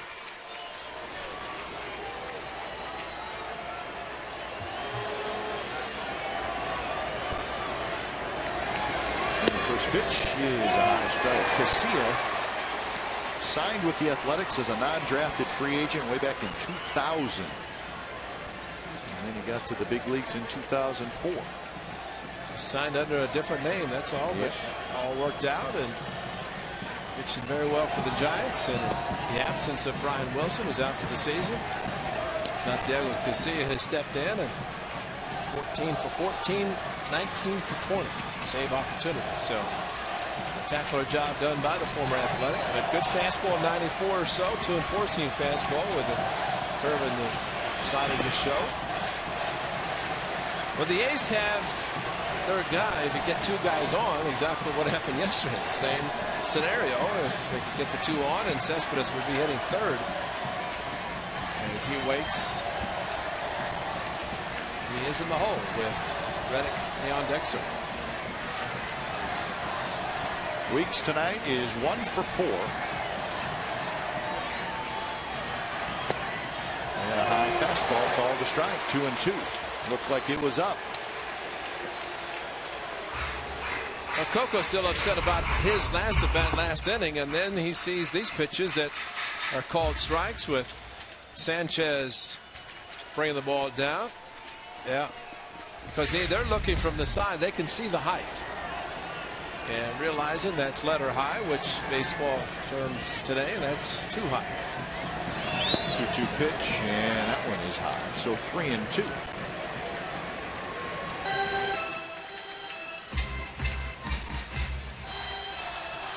Sellout crowd tonight, 35,067.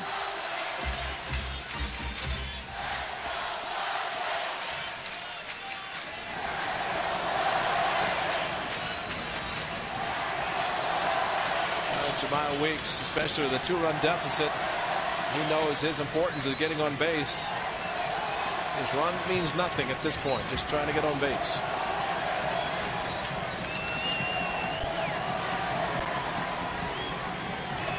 Casilla's ready, and the 3-2 pitch to Weeks, fouled left side.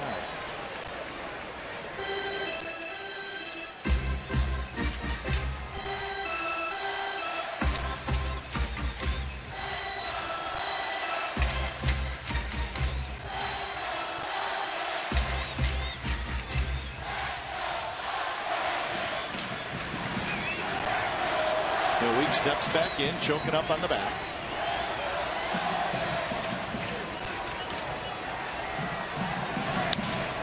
Bounced to Belt, a big hopper. He charges to get the good hop, and that's out number 1. So that'll bring up Reddick. Somebody's got to get on base to get the tying run to the plate.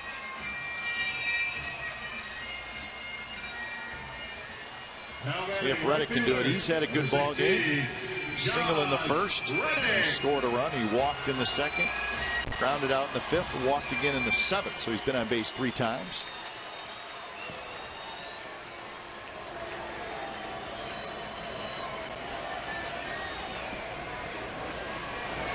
First pitch is a fastball, 94 miles an hour, a shade inside.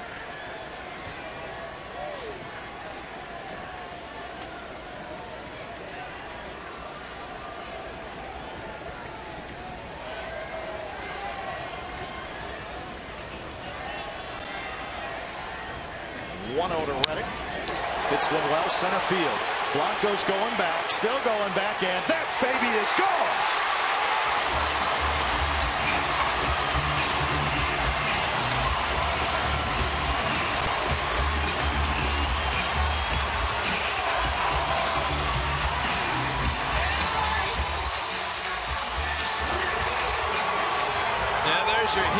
That's what happens to a hitter. Fastball, 92 miles per hour, and 1-0 count. Reddick, forget about nighttime at the Coliseum. Forget about going straight away center. He does both. What a great sound and swing of the bat. And that's a great sign. Seeing Blanco, great jumping, but no chance to bring it down. So number 16 for Reddick, and now it's 5-4. And the first pitch to Cespedes, off speed, first strike. Johnny Gomes is in the on-deck circle.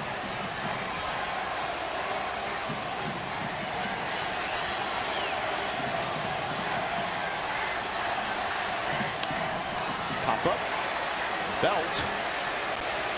Over near the seats, but he'll run out of room, so it's 0-2.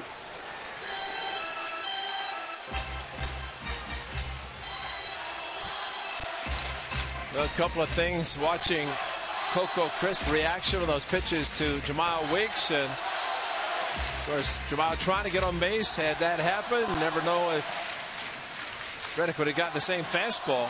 That's why Coco was as upset as he was to see the height of the fastball. It's called strikes.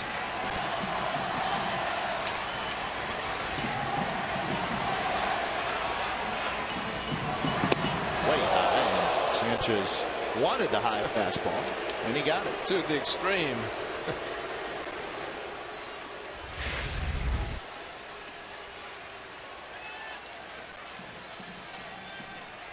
Cespedes is looking for a mistake from Casilla.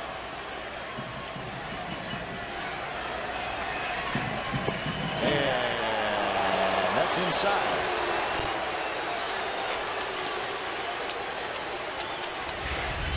Where? I don't know about this one. That's a pretty good pitch. I don't think it was inside. I think it had about 4 inches to the plate.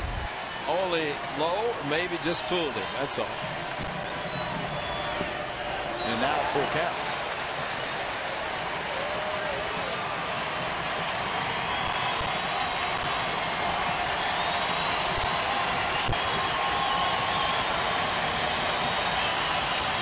Outfielders pretty deep.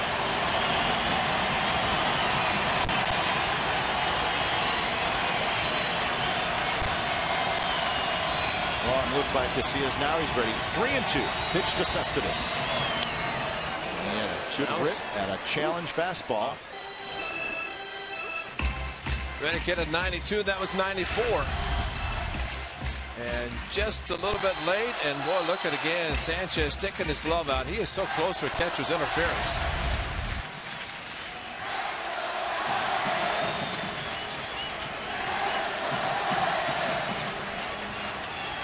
Some sort of a breaking pitch too. And he got it. And it was a pretty good one. So Cespedes strikes out. That's 12 strikeouts by Giants pitchers tonight.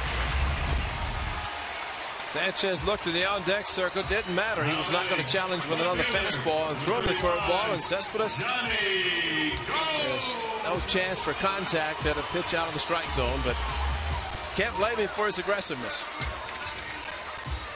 So here's Gomes. The A's final shot is Gomes, and he will not get cheated.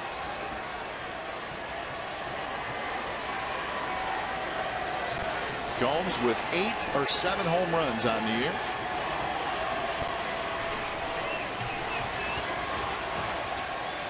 First pitch is low.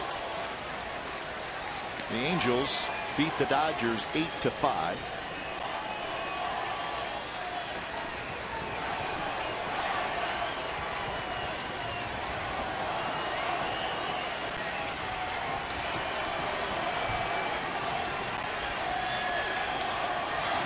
And Gomes got a fastball and he took it. 1-1.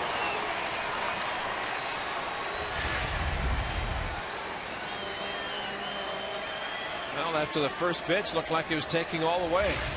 Maybe you just want to look at it. The thing about Johnny, he's not opposed to getting a couple of strikes, but Santiago is going to challenge him again. 7 home runs hit by Gomes, 5 against right-handers. So his label of not being able to hit right-handers. He has had a lot of success this season doing exactly that.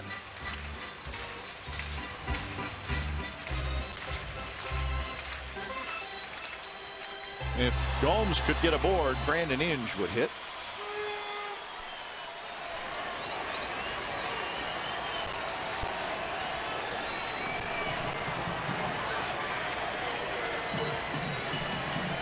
Casilla is ready. The 2-1 pitch to Gomes. Inside corner with a 95-mile-an-hour fastball, and it's 2-2. Ball's got a lot of movement from Casilla. Moved to 17 inches from outside to the inside.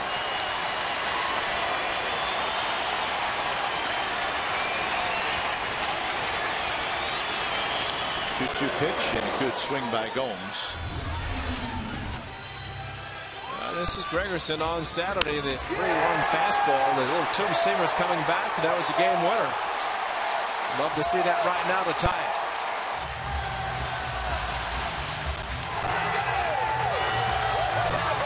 I wonder if Casilla's going to throw that breaking ball one time.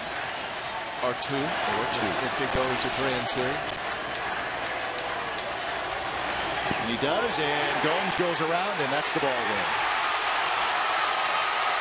So the A's get a Reddick home run, but come up short, and a very disappointing night at the Coliseum. As Brandon Belt, the 2-run double, tied it, and the Giants tacked on a couple more. So a 4-run top of the 9th inning, and the Giants take game 1 of this 3-game series by a final score of 5-4. So the A's will get set and get ready to go tomorrow. Tyson Ross will get the ball tomorrow against Madison Bumgarner. But that's tomorrow, and tonight you got to lick your wounds a little bit. Yeah. You come to expect, I don't want to say perfection, but greatness from Ryan Cook. We got to remember he is a rookie. He has not been closing a very long time. But tonight, I thought